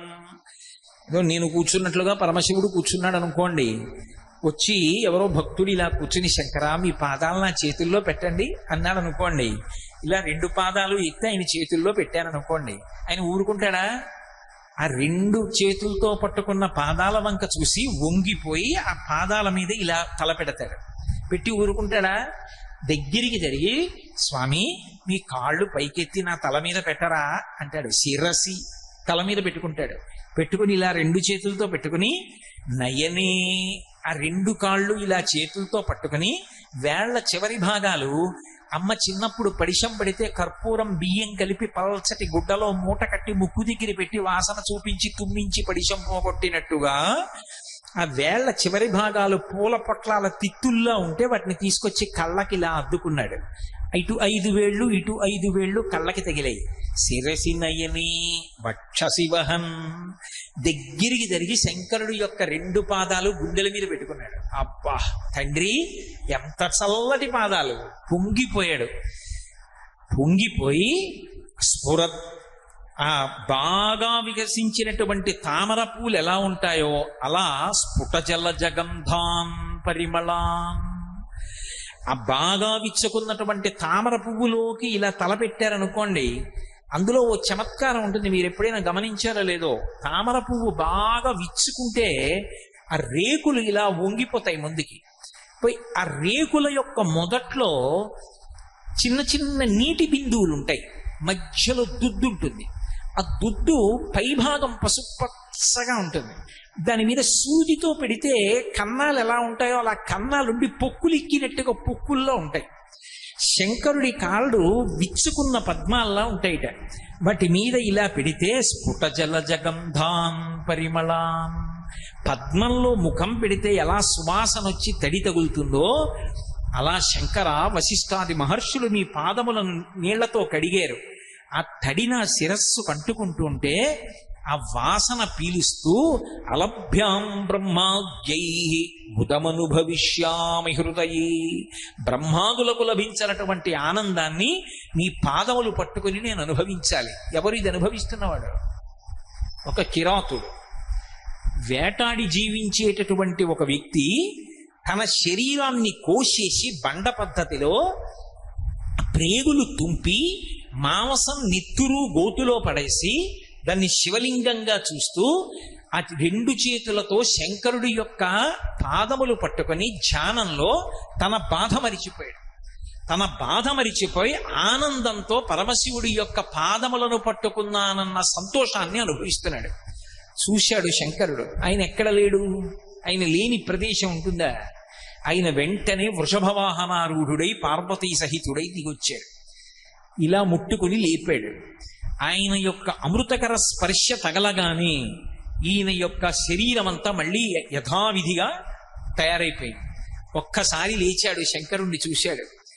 ఇదో నన్నయ్య గారి ఆది పర్వంలో అంటే పరమ సంతోషంతో, ఆదిపర్వం కాదు ఆరణ్యపర్వంలో అంటే ఎంతో సంతోషంతో అర్జునుడు పరమశివుడు ప్రత్యక్షమైతే ఓ పెద్ద దండకం చేశాడు. శ్రీకంఠలో కేశలోకోద్భవస్థాన సంహారహారీ మురారి ప్రియాచంద్రధారి మహేంద్రాది బృందారకానంద సందోహ సంధాయి పుణ్యస్వరూప విరూపాక్ష దక్షద్వరద్ధం సగాదేవ నీదైన తత్వంబు భావించి బుద్ధి ప్రధానంబు కర్మంబు విజ్ఞాన మధ్యాత్మ యోగంబు సర్వక్రియాకారణం వంచు నానా ప్రకారంబులన్ బుద్ధిమంతుల్ విచారించుచో నిన్ను భావింతు రీశాన సర్వీశ్వర సర్వసర్వజ్ఞ సర్వాత్మకాం నిర్వికార ప్రభావ భవానీపతి నీవు లోకత్రయీవర్తనంబుల్ మహావాయు ఖాతజ్ఞ సోమర్క తోయంబు లంజేసి సంసార చక్రిక్రియాజంత్ర బాహుండ వైతాది దేవాది దేవ మహాదేవ నిత్యంబు నత్యంత యోగస్థితి నిర్మల జ్ఞాన దీప ప్రభజ్వాల విధ్వస్త నిస్సార సంసార మాయంధకారుల్ జితక్రోధ రాగాది దోషుల్ యతీంద్రుల్ యతత్ముల్ భవత్పాద పంకేరు హద్యాన డిండీర దారానుభూతిన్ సదా తృప్తులైరవ్యయా భవ్యసేవ్యా భవాభర్గ భట్టారకా భర్గవాగచ్చ కుత్సాది నానాముని స్తోత్ర దత్తావధానాలలాటి క్షణోగ్రగ్ని భస్మీకృతానంగ భస్మానులిప్తంగ గంగాధర నీ ప్రసాదంబులన్ సర్వ గీర్వాణ గంధర్వులున్ చిత్త సద్యోరగేంద్ర మహేంద్రాదులున్ శాశ్వతైశ్వర్య సంప్రాప్తులైరీశ్వర విశ్వకర్త సురాభ్యర్చిత నాకు అభ్యర్థితంబుల్ ప్రసాదింపు కారుణ్యమూర్తి త్రిలోకైకనాథ మహాదేవ దేవ నమస్తే నమస్తే నమః అన్నాడు. కానీ అలా చెప్పడానికి పాప ఆయన కిరాతుడు. ఆయన శంకరుణ్ణి చూశాడు. ఆనంద పారవస్యంతో కన్నుల వెంట ఆనంద భాష్పాలు కారుతుండగా శంకరా అని ఆయన కాళ్ళ మీద పడిపోయి గట్టిగా పట్టుకున్నాడు. మహాకాళ అని రెండు చేతులు భుజాలు పట్టుకుని పైకెత్తాడు. పైకెత్తి నా కోసం నీ కడుపు కోసేశావా, ప్రేగులు తుంపేశావా, శివలింగం కనపడలేదని ఇంత బెంగ పెట్టుకున్నావా, అంతటా నీ లేను, నిన్ను కాపాడను అన్నాడు. అనేటప్పటికీ ఆకాశంలో ఒక్కసారి అప్సరోగణం అంతా కూడా నృత్యం చేసింది. దేవతలందరూ దుందుబులు మోగించారు. అసాధారణ ప్రజ్ఞ, శంకరుడి యొక్క అనుగ్రహాన్ని పొందాడు ఒక కిరాతుడని. పుష్పవృష్టి పడింది. నంది చూశాడు, ఏమిటి ఇంత దేవదుందుబులు వినపడుతున్నాయి, తప్పెట్లు వినపడుతున్నాయి, అప్సరోగణములు నృత్యం చేస్తున్నాయి, ఆకాశంలోంచి పువ్వులు పడ్డాయి, ఏం జరిగిందని గబగబా ఆ అరణ్యం వైపుకు వచ్చాడు. తను కట్టిన శివాలయం దగ్గరే ఏదో మంచి హడావిడిగా ఉంది. గబగబా గుడిలోకి వచ్చి ద్వారం దగ్గర నిలబడి చూస్తున్నాడు. పార్వతీ సహితుడైన పరమశివుడు నిలబడి ఏదో దూరంగా నిలబడి మాట్లాడడం కాదు, కిరాతుడి రెండు భుజాలు పట్టుకుని ఎంతో సంతోషంగా మాట్లాడుతున్నాడు. ఆ నంది ఆశ్చర్యపోయాడు. ఒక ఆలయం కట్టాను, ఇంత పూజ చేశాను, ఎన్నడూ నాకు సాక్షాత్కారం కలగలేదే, ఈ మహాకాలుడు సాక్షాత్కారం పొందాడు, ఏం అదృష్టం అని. ఇంతలో ఈ మహాకాలుడు తల తిప్పిలా చూశాడు. ఆ వైశ్యుడు కనబడ్డాడు. నంది రా రా అన్నాడు. ఆ నంది భయపడుతూ భయపడుతూ దగ్గరికి వచ్చారు. శంకరా, నంది నీకు తెలియదా, వైశ్యుడు నీ గుడి కట్టాడు, నీకెంత పూజ చేశాడో అన్నాడు. శివుడు ఇలా చూసి అన్నాడు, నందే వైశ్యుడా, ఏమో నాకు తెలియదు. ఆయనకి తెలియనిది ఉంటుందా? సర్వజ్ఞుడు. ఆయనకి తెలియంది ఏమిటి? ఈశాన సర్వ విద్యానాం ఈశ్వర సర్వభూతానాం బ్రహ్మాధిపతి బ్రహ్మణోధిపతి బ్రహ్మ శివోమే అస్తు సదాశివో. అంతటి మహానుభావుడు నాకు వీడెవరో తెలియదు పొమ్మన్నాడు. అంటే ఆయనకి మహాకాలుడు వెంటనే అన్నాడు, మహానుభావ నీకు తెలియకపోతే నేను చెప్తా ఎవరో. నా మిత్రుడు గుడి కట్టాడు, ఈయన పూజ చేశాక నేను వచ్చి పూజ చేసేవాడిని 2 రోజుల నుంచే నేను మొదలెట్టా, 3వ రోజున అదృష్టం నువ్వు కనబడ్డావు, నా మిత్రుడు అన్నాడు. ఇంతకు ముందు తెలియదు కానీ నువ్వు మిత్రుడు అన్నావు కాబట్టి ఇప్పుడు ఇతన్ని కూడా అనుగ్రహిస్తున్నాను అన్నాడు. ఇప్పుడు చెప్పండి శివుడికి ఏం కావాలి? అంటే నా ఉద్దేశ్యం పూజలు చెయ్యొద్దనో, పత్రి వెయ్యొద్దనో, దేవాలయాలకు వెళ్ళొద్దనో, అభిషేకం చెయ్యొద్దనో నేను ప్రతిపాదిస్తున్నాను అనుకుంటే పొరపాటు. నేను అలా చెప్పట్లేదు. కానీ నేను చెప్పేది ఏంటంటే మీరు ఏం చేశారు అన్నదానికన్నా మనసెంత ఉంచారు అంటే మీకు అని చెప్పడం పొరపాటు. ఎందుకంటే మీరు మహాభక్తులు. మీరు అన్నప్పుడు నాకు నేను చెప్పుకుంటున్నాను అని మీరు అర్థం చేసుకోవాలి. మీరు నా దగ్గర వినవలసిన వారు కాదు, మీకేం భక్తి తక్కువ ఉన్నవారు కాదు. లేకపోతే ప్రాంగణం ఇలా ఉడికిపోతున్నా సరే ఇలా ఒకరికొకరు ఇంత దగ్గరగా కూర్చుని మురిసిపోయి వింటున్నారంటే భక్తి లేకపోతే మీరు ఎందుకు కూర్చుంటారు? ఆ భక్తి, ఆ పారవశ్యం లేని వాళ్ళు ఈ వాతావరణంలో ఇలా కూర్చోగలరా? కూర్చున్నారంటే భక్తి ఉండబట్టే. కానీ ఆ భక్తి ఎక్కడ ఉన్నదో మనసు పెట్టి ఒక్కసారి పిలిస్తే చాలు పలుకుతాడు. అది శంకరుడి యొక్క తత్వం, అది శివతత్వం. అందుకే నీ స్నేహితుడు అంటున్నావు, అందుకే నీతో సమానంగా ఈ నందిని కూడా ఆదరిస్తానన్నాడు. అని మీ ఇద్దరికీ కూడా నా ద్వారపాలక పదవి ఇస్తున్నా. నేను లోపలికి వెళ్ళినా బయటికి వచ్చినా నీకు నన్ను ఎప్పుడు చూడాలనిపించినా ఇలా లోపలికి చూస్తేనే కనపడుతుంటా. నేను కనపడలేదని కదూ, గొయ్యి తవ్వేసి ఉంది శివలింగం కనపడలేదని కదా ఇంత ఉద్ధతికి పాల్పడ్డావు. ఇక నుంచి నీకు ఆ బెంగ లేదు, నువ్వే ద్వారపాలకుడివి. ఎవరైనా ఒకవేళ నన్ను చూడాలనుకుంటే నీ దగ్గరికి వచ్చి నువ్వు అనుమతిస్తే చూస్తారు, తలుపు తీస్తే. కానీ నువ్వు చూడడానికి ఇలా వెనక్కి తిరిగి లోపలికి చూస్తేనే కనపడతా. నేను బయటికి వెళ్ళాలంటే నా గాలి నీ మించి తగులుతూ బయటికి ఎడతా. నేను మళ్ళీ లోపలికి వస్తుంటే మళ్ళీ నీ ముందు నుంచి నేను లోపలికి ఎడతా. వెడుతున్నప్పుడు వస్తున్నప్పుడు ఓసారి ఇలా చూసి అంటుంటా, చాలా ఓయ్ మహాకాళ అంటుంటాను. నీకు ఆనందమా? స్వామి ఇంకింతకన్నా ఏం కావాలి, నా జన్మ పండిపోయిందన్నాడు. నంది మహాకాళ మీ ఇద్దరికి ద్వారపాలకులుగా పదవులు ఇస్తున్నానన్నాడు. అనగానే నంది 2 వేళ్ళెత్తి అరిచాడు, సదాశివుడు మహాదేవుడు అన్నాడు. అందుకే ఇప్పటికీ ద్వారపాలకుల్లో మహాకాలుడు 2 వేళ్ళెత్తి అరుస్తాడు. వెంటనే నంది 1 వేలెత్తి అరిచాడు, అవును సదాశివుడు మహాదేవుడు అన్నాడు. అందుకని ఆయన 1 వేలెత్తాడు, ఈయన 2 వేళ్ళు ఎత్తాడు.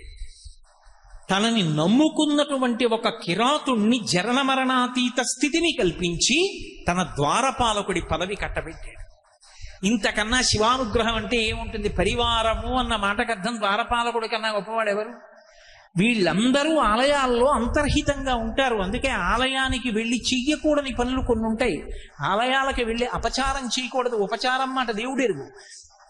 దేవాలయానికి వెళ్ళి లౌకిక ప్రసంగాలు చేయడం, దేవాలయాలకి వెళ్ళి సెల్ ఫోన్లు మాట్లాడడం, దేవాలయాలకు వెళ్ళి స్తంభాలకి గోడలకి ఆనుకుని కూర్చోవడం, దేవాలయంలో ఎక్కడ పడితే అక్కడ నిష్కారణంగా కాలుతో గట్టిగా చప్పుడు వచ్చేటట్టుగా తాటించడం, ఇటువంటి పనులు చేయకూడదు.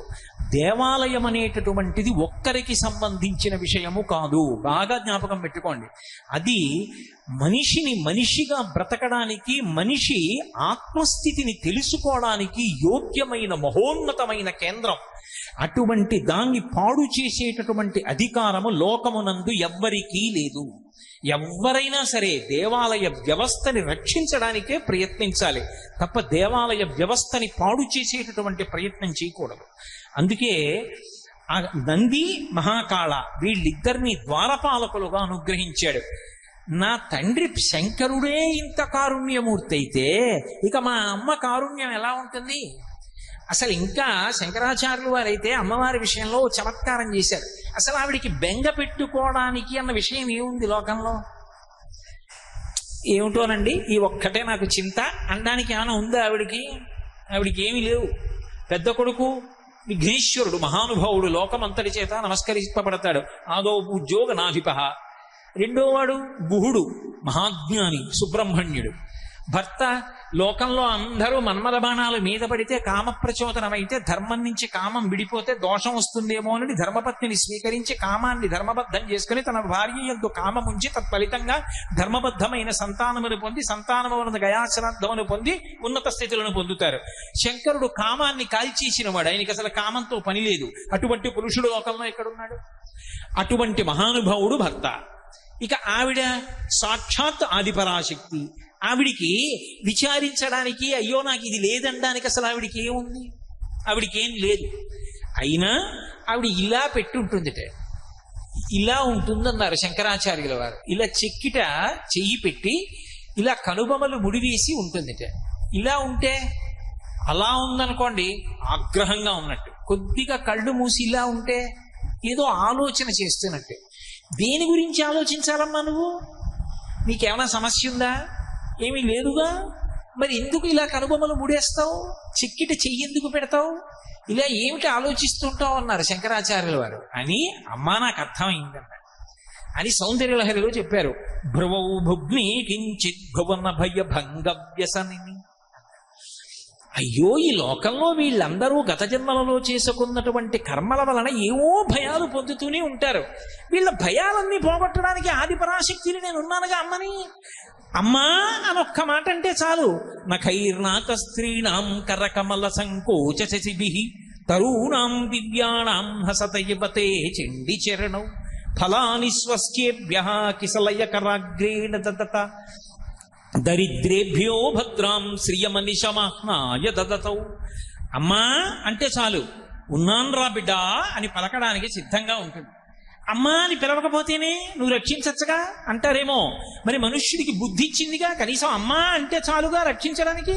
అరే వీడు అమ్మా అనడే, వీడు ఒక్కసారి అమ్మా అని త్రికరణ శుద్ధిగా అంటే నేనున్నానుగా రక్షించడానికి అని వీడు అమ్మా అని పిలవకుండా ఊళ్ళో అందరి చుట్టూ తిరుగుతుంటాడురా అని ఇలా కనుబొమ్మలు ముడివేసి మన కోసం ఆలోచిస్తూ ఉంటుందట. ఆవిడ కోసం ఆలోచించుకోవడానికి ఆవిడకేం సమస్యలు లేవు. మన సమస్యల గురించి ఆలోచించి వీడు అమ్మా అంటే పరిష్కరించడానికి నేనున్నా అనడురా, ఏమి ఆశ్చర్యంరా అని కనుబొమ్మలు ముడివేసింది అమ్మవారన్నారు శంకరాచార్యుల వారు. అలా ఆ తల్లి కారుణ్యం అవధిలేని కారుణ్యం. ఆవిడ యొక్క అసలు దయ గురించి చెప్పడం ఎవరికి సాధ్యం కాదు. దాశరథి కరుణాపయోనిధి అంటాడు రామదాసు గారు. ఓ రామచంద్ర ప్రభు, నీ యొక్క దయ గురించి చెప్పడం ఎవరికి సాధ్యం కాదు. సముద్రం ఎంత లోతో నీ కరుణ అంత లోతంటాడు. అమ్మవారి దయ కూడా అంతే. అందుకే ఆవిడ కూడా ఒకరికి ద్వారపాలక పదవి ఇచ్చింది. గౌరవర్ణము అని ఒక పేరు. అది ఎందుకు వచ్చింది అంటే సాధారణంగా మనుష్యులు ఇష్టపడేటటువంటి రంగు. మనుష్యుల యొక్క మనసు రమిస్తుంది తెలుపు అని. అంటే నేను ఏదో నల్లగా ఉన్న వాళ్ళను ఎవరినో కించపరుస్తున్నానని మీరు అనుకోకూడదు. అలా అయితే పార్వతీదేవి నలుపు, రోజు నేను నమస్కారం పెట్టట్లా తల్లికి. నారాయణుడు నలుపు, స్వామికి నమస్కారం పెట్టట్లా. నేనేదో ఆ వర్ణము యొక్క విశేషాన్ని అన్నాను తప్ప దాని ఉద్దేశం నేనేదో మిగిలిన వాటిని తక్కువ చేయడం నా ఉద్దేశం ఎప్పుడూ కానే కాదు. కాబట్టి రాజుగారి పెద్ద భార్య చిన్నది మంచిది అంటే చిన్న భార్య చెడ్డది అని కాదు. నాకు పెద్ద భార్య గురించి తెలుసు, చెప్పాను అని అర్థం చేసుకోవాలి కదా. అంతేనే అఘాయిత్య పాండిత్యంతో మాట్లాడకూడదు. కాబట్టి సితవపుహు, ఆయన తెల్లగా ఉంటాడు. తెల్లగా ఉన్న శంకరుడు కూర్చున్నాడు. ఆయనకి ఎప్పుడూ ఈ రంగులు అందాలు చందాలు ఇవన్నీ పట్టించుకున్నవాడైతే జగదంబ ఆవిడ సౌందర్యాన్ని మించిన సౌందర్యం ఎక్కడుంటుంది? అయినా ఆకులు కూడా తిండమ్మానేసి ఉపవాసాలు చేసే పరమశివుడి గురించి తపస్సు చేసి చిక్కిపోయి అపర్ణ అయిపోతే అప్పుడు ఆయన స్వీకరించాడు భార్యగా. బాహ్య సౌందర్యానికి లొంగడు శంకరుడు, అంతఃసౌందర్యానికి లొంగుతాడు. అటువంటి శివుడు పార్వతీదేవి వంక చూశాడు. అమ్మవారు చెయ్యి ఇక్కడ పెట్టింది, శంకరుడు చెయ్యి ఇలా పెట్టుకున్నాడు. ఆయన చెయ్యి తెల్లగా మెరిసిపోతోంది, ఆవిడ చెయ్యి నల్లగా ఉంది. ఆవిడ అన్నగారు నారాయణమూర్తి, ఆవిడ ఆయన చెల్లెలు నారాయణ నారాయణి, అన్నా చెల్లెలు. శివ శివాని భార్యాభర్తలు, భవ భవాని భార్యాభర్తలు, రుద్ర రుద్రాణి భార్యాభర్తలు, భర్గ భార్గవి వాళ్ళిద్దరూ భార్యాభర్తలు. అలాగే హంస హంసిని భార్యాభర్తలు, నారాయణ నారాయణి భార్యాభర్తలు గారు అన్నా చెల్లెళ్ళు. నారాయణమూర్తి అమ్మవారు వీళ్ళిద్దరూ అన్నా చెల్లెళ్ళు. అందుకే ప్రతిజ్ఞ కూడా ఇద్దరిది ఒకటే. ఇద్దరూ అవతార స్వీకారం చేస్తారు, ఇద్దరిది అలంకార ప్రియత్వం, ఇద్దరూ రాక్షస సంహారం చేస్తారు. అందుకే ఆయన పరిత్రాణాయ సాధూనాం వినాశాయ దుష్కృతాం ధర్మ సంస్థాపనార్థాయ సంభవామి యుగే యుగే అంటాడు ఆయన. ఎప్పుడెప్పుడు ధర్మమునకు ఇబ్బంది కలుగుతుందో అప్పుడప్పుడు నేను అవతార స్వీకారం చేస్తాను. నన్ను ఒక ఆకారంతో చూడకుండా ఉండలేని పరితపించినటువంటి మహాభాగవతోత్తములైనటువంటి వాళ్ళ కోరిక తీర్చడానికి ఒక రూపాన్ని పొంది వస్తానంటాడు. అమ్మవారు యదా యదా హి సాధూనాం దుఃఖం భవతి దానవా తదా తేషాంచ రక్షార్థం దేహం సంధారయామ్యహం అంటుంది దేవి భాగవతంలో. ఎప్పుడెప్పుడు పరమ సాధు పురుషులైనటువంటి వాళ్ళు నన్ను దర్శనం చెయ్యాలనుకుంటారో అప్పుడప్పుడు వాళ్ళ కోరిక తీర్చడానికి ఒక రూపంతో వస్తానంటూ ఉంటుంది. అంతే తప్ప అది నిజంగా అలా రంగులని కాదు. అందుకే నారాయణ నారాయణి ఇద్దరు చేసే పనులు ఒక్కలా ఉంటాయి. కాబట్టి ఇద్దరూ ధర్మాన్ని కాపాడతారు, ఇద్దరూ అవతార స్వీకారం చేస్తారు, ఇద్దరూ రాక్షస సంహారం చేస్తారు, ఇద్దరూ భక్తుల్ని కాపాడతారు. అందుకే ఆయన నలుపు, ఆవిడ నలుపు. నారాయణ నారాయణి అన్నా చెల్లెలు. అందుకని అమ్మవారు నల్లగా ఉంటుంది. అందుకే పుట్టగానే హిమవంతుడికి కూతురు పుట్టింది అనగానే నారదుడు వెళ్ళాడు. పేరు పెట్టండి మహాశయ ఈ పిల్లకన్నారు. ఆయన చూశాడు, నల్ల పిల్ల కాళీ అన్నాడు. కాళీ అంటే నల్లగా ఉండే పిల్ల అని దాని అర్థం. కాళీ. శంకరుడు ఏదో నల్లగా ఉంటుందని కాదు, పరమ ప్రేమతో కాళీ కాళీ అని పిలుస్తూ ఉండేవాడు. ఒక రోజు ఎందుకు ఆయనకి పాపం మా స్వామికి అసలు అలాంటి లక్షణాలు లేవు, దేవతా కార్యం ఒకటి జరగవలసి ఉంది. అందుకని ఆయన ఏం చేశాడు, తన చెయ్యి ఇలా పెట్టాడు, అమ్మవారు చెయ్యి పక్కనెట్టింది. ఓసారి ఇలా చూసుకున్నాడు, ఓసారి ఇలా చూశాడు, ఓసారి ఇలా చూసుకున్నాడు, ఓసారి ఇలా చూశాడు అన్నాడు. తెల్లటి వాణ్ణి నల్లటి పిల్ల అని ఓ దొంగ నవ్వు నవ్వి కాళీ అన్నాడు. ఆవిడంది, ఎంత మాట అన్నారు స్వామి, అంటే మీకు తగిన దానను కాననేగా మీ ఉద్దేశ్యం? మీ తెలుపుకు తగిన తెలుపు నాది కాదు, మీరు తెల్లటి వారు నేను నల్లటి దాన్ని అని కదా మీ ఉద్దేశ్యం. కళాభ్యాం చూడాలంకృత శశికళాభ్యాం నిజతపఫలాభ్యాం భక్తేషు ప్రకటిత ఫలాభ్యాం భవతు మే శివాభ్యాం అస్తోక త్రిభువన శివాభ్యాం హృది పునర్భవాభ్యాం ఆనంద స్ఫురదనుభవాభ్యాం నతిరియం అని కదా శంకరులు. నిజతపఫలాభ్యాం, ఒకరి తపస్సుకు ఒకరు ఫలమైన వారు. నీకు తగిన దానను ఒక చిన్న విషయంలోనైనా నేను కానన్న మాట నేను భరించలేదు. నువ్వు నన్ను నల్లగా ఉన్నానని కాళీ అన్నావు. నాకు ఆ మాట బాధేసింది. రోజు పిలిచినట్టు పిలవలా, ఇలా చూసుకున్నావు, అలా చూసావు, ఇలా చూసుకున్నావు, ఇలా చూసావు, కాళీ అన్నావు, దొంగ నవ్వు నవ్వావు. అంటే నేను నల్ల పిల్లలని నీ ఉద్దేశం. నేను కూడా తపస్సు చేసి మీతో సమానమైన వర్ణాన్ని పొందుతాను, నన్ను అనుమతించండి. ఆయన తెల్లబోయి అన్నాడు, ఏమిటి ఏదో సరదాగా నేను రోజు అన్నట్టుగా కాకుండా కాళీ అన్నాను. అనే ముందు ఒకసారి ఇలా చూసుకుని అలా చూశాను, అందుకే తపస్సు చేసి ఏకంగా ఈ రంగు వదిలి కొత్త రంగు పొందుతావా? అలా అనుకోకు కాళీ, కూర్చో. అబ్బెబ్బే ఇదేం కుదరదు, నీకు తగిన దానను నేను ఒక్క చిన్న విషయంలోనైనా కానన్న భావన నేను భరించలేను, కాబట్టి నేను వెళ్ళి తపస్సు చేసి వస్తాను, నన్ను అనుమతించాను. శుభం భూయాత్, వెళ్ళిగా అన్నాడు. ఆవిడ బయలుదేరి ఆమె ఒకప్పుడు పర్వతరాజపుత్రి పార్వతిగా ఎక్కడ కూర్చుని తపస్సు చేసిందో శివుడి కోసం, అక్కడే తపస్సు చేయడానికి వెళ్ళి కూర్చొని ఒక ఆశ్రమ ప్రాంగణాన్ని నిర్మించుకుంది. చెలికత్తెలందరూ కాపలా కాస్తున్నారు. చతుర్ముఖ బ్రహ్మగారు పరిగెత్తుకొచ్చి అమ్మా అమ్మా అమ్మా అమ్మా, నీకు ఇది తగిన పనేనా? లోకంలో తపస్సు చేసిన వాళ్ళందరినీ నువ్వు అనుగ్రహిస్తావు, నువ్వు తపస్సు చేయడం ఏమిటి? ఎవరి కోసం తపస్సు చేస్తున్నావు అన్న? నీ గురించే.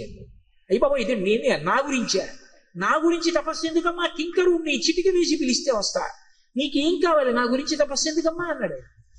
ఆవిడంది, అలా అనకు ఓ బ్రహ్మ, నీకు నాతో ఉన్న అనుబంధము 3 రకాలుగా ఉంది. ఒకటి, నువ్వు నాకు కొడుకు. ఇంకొకటి, నువ్వు నాకు మామగారు. ఇంకొకటి, నువ్వు నాకు తాతగారు. అందుకని నీ గురించి తపస్సు చేస్తున్నాను.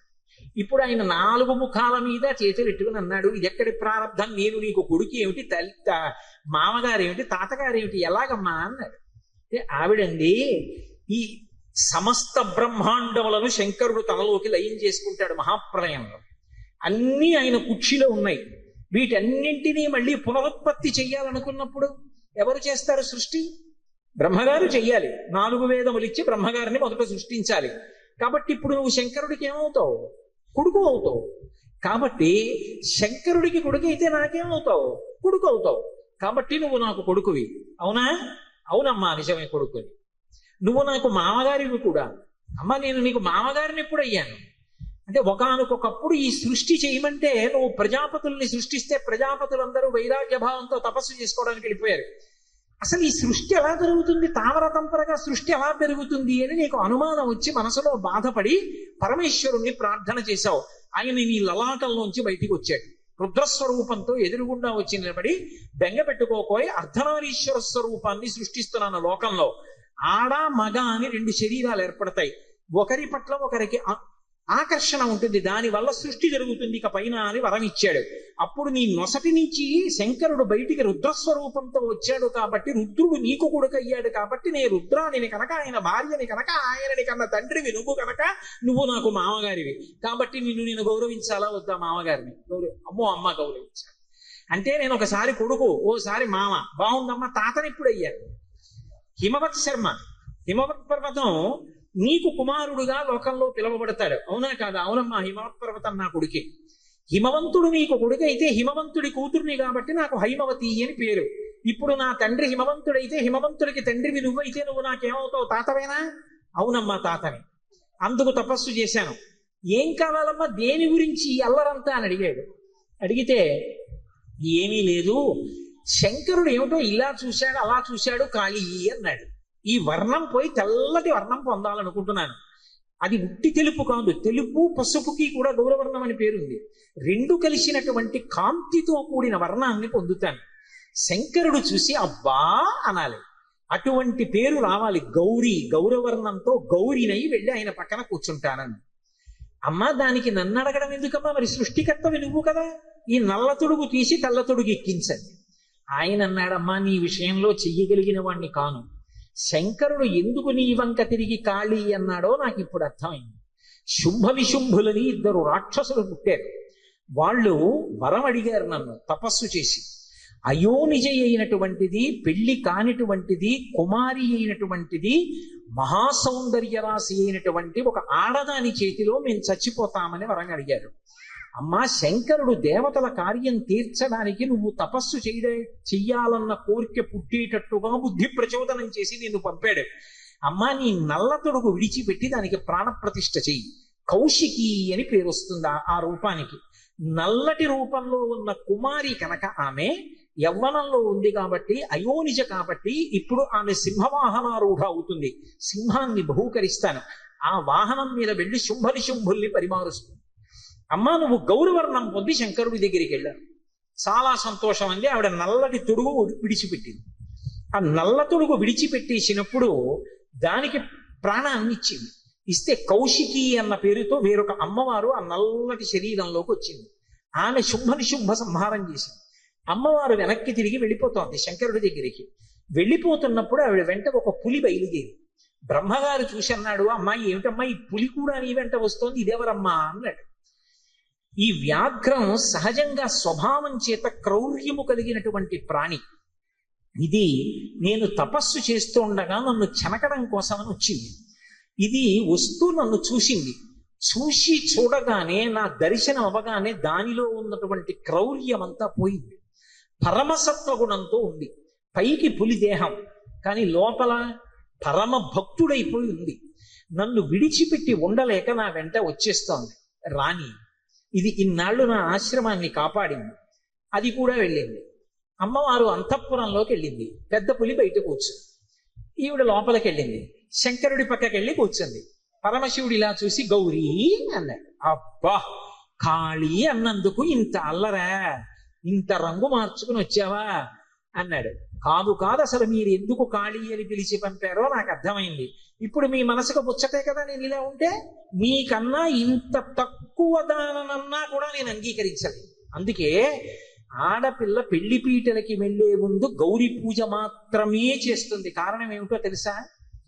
అమ్మా, నన్ను కన్నవారిని విడిచిపెట్టేస్తున్నాను, నా తోబుట్టువుల్ని విడిచిపెట్టేస్తున్నాను, నేను నివసించిన ఊరు విడిచిపెట్టేస్తున్నాను. మగవాడు అలా విడిచిపెట్టలేడు. నేను ఉన్న ఊరు విడిచిపెట్టి ఒక్క 4 రోజులు ఇంకో ఊరు వెళ్ళి ఉపన్యాసం చెప్పాను అనుకోండి, నాకు బ్రహ్మరథం పట్టనివ్వండి. పాపం వాళ్ళేం తక్కువ చేయరు, ఎన్ని సౌకర్యాలు కల్పించనివ్వండి. ఏమిటో ఎప్పుడు వెళ్ళిపోతానో కాకినాడ అనిపిస్తుంది. ఏమిటి అక్కడికి వెళ్ళి ఏం చేస్తావు? పాపం వాళ్ళు నీకేమన్నా తక్కువ చేశారా నీ ఇంట్లో కన్నా? ఏమీ లేదు, అన్నీ ఎక్కువే చేశారు. మరి ఎందుకు వెళ్ళిపోతానంటావు? అదో సంతోషం. మరి అది ఆడపిల్ల అయితే తల్లిని వదిలేస్తుంది, తండ్రిని వదిలేస్తుంది, తోబుట్టువులను వదిలిపెట్టేస్తుంది, ఉన్న ఊరు వదిలిపెట్టేస్తుంది, స్నేహితులను వదిలిపెట్టేస్తుంది, ఆఖరికి తన ఇంటి పేరు వదిలిపెట్టేస్తుంది, తన గోత్రం వదిలిపెట్టేస్తుంది. చిటికిని వేలు పట్టుకుని ముక్కు ముఖం తెలియనటువంటి వాడు భర్త అని వెళ్ళిపోతుంది. సముద్రాలు ఖండాలు దాటి వెళ్ళిపోతోంది. ఎక్కడికో ఆయననొక్కడిని నమ్మి వెళ్ళిపోతోంది. ఆయన సంతోషంతో చిరునవ్వు నవ్వి పలకరించి ప్రేమతో మాట్లాడాడు అనుకోండి, ఎంత ఆనందమో, నిజంగా ఎంత సంతోషపడిపోతుందో. అదే భర్త కసురుకున్నాడు అనుకోండి, ఒక్క విషయం, నా కర్మ కొద్దీ దొరికావు అన్నాడు అనుకోండి, అంతే.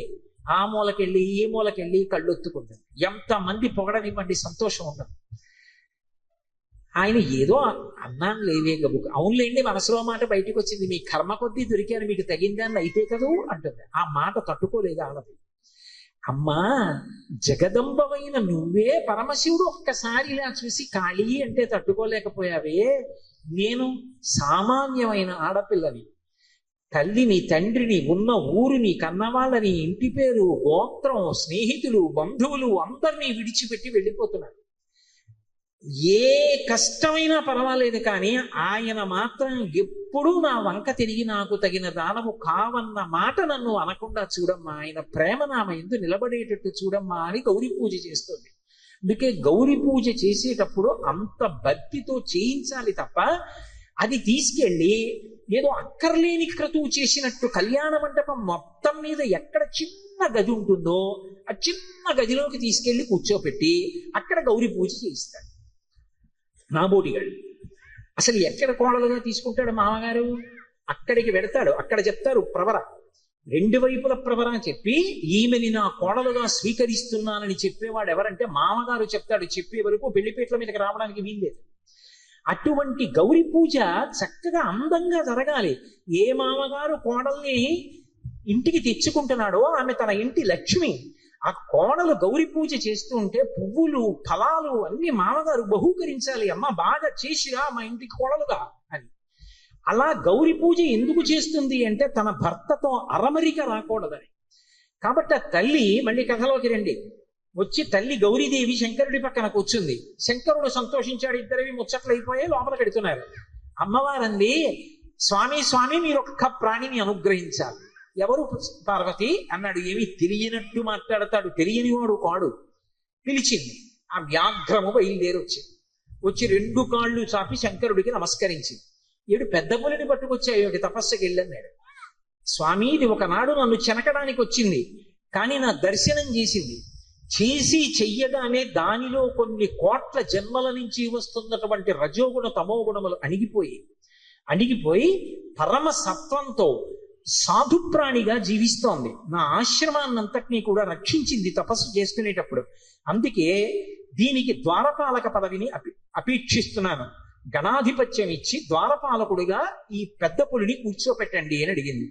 శంకరుడు ప్రసన్నుడయ్యాడు. అందుకే మూకశంకరుడు మూక పంచశతి చేస్తూ ఒక మాట అంటారు, జింతోస్తవ పద పూజన సంతోష తరంగితస్య కామాక్షి జింతో యది భవతి పునః సింధోరంభస్సు భ్రమీతి శిలా అంటారు.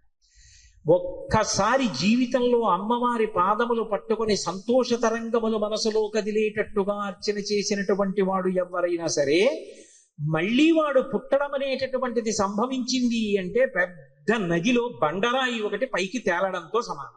బండరాయి ఎక్కడైనా నదిలో పైకి తేలుతుందా? మునిగిపోతుంది. ఒక్క రామప్ప దేవాలయం కట్టిన ఇటకలు మాత్రమే నీళ్లలో మునగవు, తేలుతాయి. అది ఎలా అన్నది ఇప్పటికీ తెలియదు. అక్కడ ఇటకలు ఒక్కటే నీళ్లలో తేలుతాయి, మిగిలినవి ఏవైనా ములుగుతాయి. రామేశ్వరంలో రాళ్ళు ఒకటి తేలుతాయి. కానీ అమ్మవారి పాదములు పట్టి ఒక్కసారైనా సరే సంతోష తరంగితస్య కామాక్షి, ఆ తల్లి పాదములను అర్చన చేసినప్పుడు అమ్మవారి పాదములు కనపడి ఆనంద తన్మయత్వంతో ఆనంద పులకాంకురములు లేచేటట్టుగా ఒక్కసారైనా పూజ చేసినటువంటి వాడు మళ్ళీ పుట్టడం అన్నది జరిగితే నీటి మీద బండరాయి తేలినట్టే. అంటే ఆ తల్లి అనుగ్రహ విశేషం అటువంటిది. అటువంటి తల్లిని దర్శనం చేసి ఆశ్రమ ప్రాంగణంలో నిలబడి అన్నేళ్లు ఆవిడతో పాటుగా ఉండి ఆశ్రమాన్ని సంరక్షించినటువంటి పెద్ద పులి యందు ఇక క్రౌర్య భావన ఉంటుందా? అందుకే ఈ పెద్ద పులికి ద్వారపాలక పదవి కట్టపెట్టండి అని అడిగింది. శంకరుడు నవ్వి, ఈ వ్యాఘ్రానికి పేరుంచుతున్నాను, దీని పేరు సోమనంది అన్నాడు. ఆ పెద్ద పులి పేరు సోమనంది. అంటే నిన్న నేను చెప్పినటువంటి నవనందులు ఉన్నాయే, అందులో నంది కాదు ఇది. నంది అంటే ఆనందం ఇచ్చున్నది అని, చల్లని ఆనందము అంటే సంతోషకరమైన ప్రవర్తన కలిగినది. అందుకని సోమనంది అని పేరుంచుతున్నాను. దీనికి ద్వారపాలక పదవి కట్టబెడుతున్నాను. ఈ పెద్ద పులి కూడా ఎప్పుడూ కూడా మన ద్వారమునందు నిలబడి రక్ష చేస్తూ ఉంటుంది, లోపలికి వచ్చే వాళ్ళని బయటికి వెళ్ళే వాళ్ళని నియంత్రిస్తుంది అని పదవి కట్టబెట్టాడు.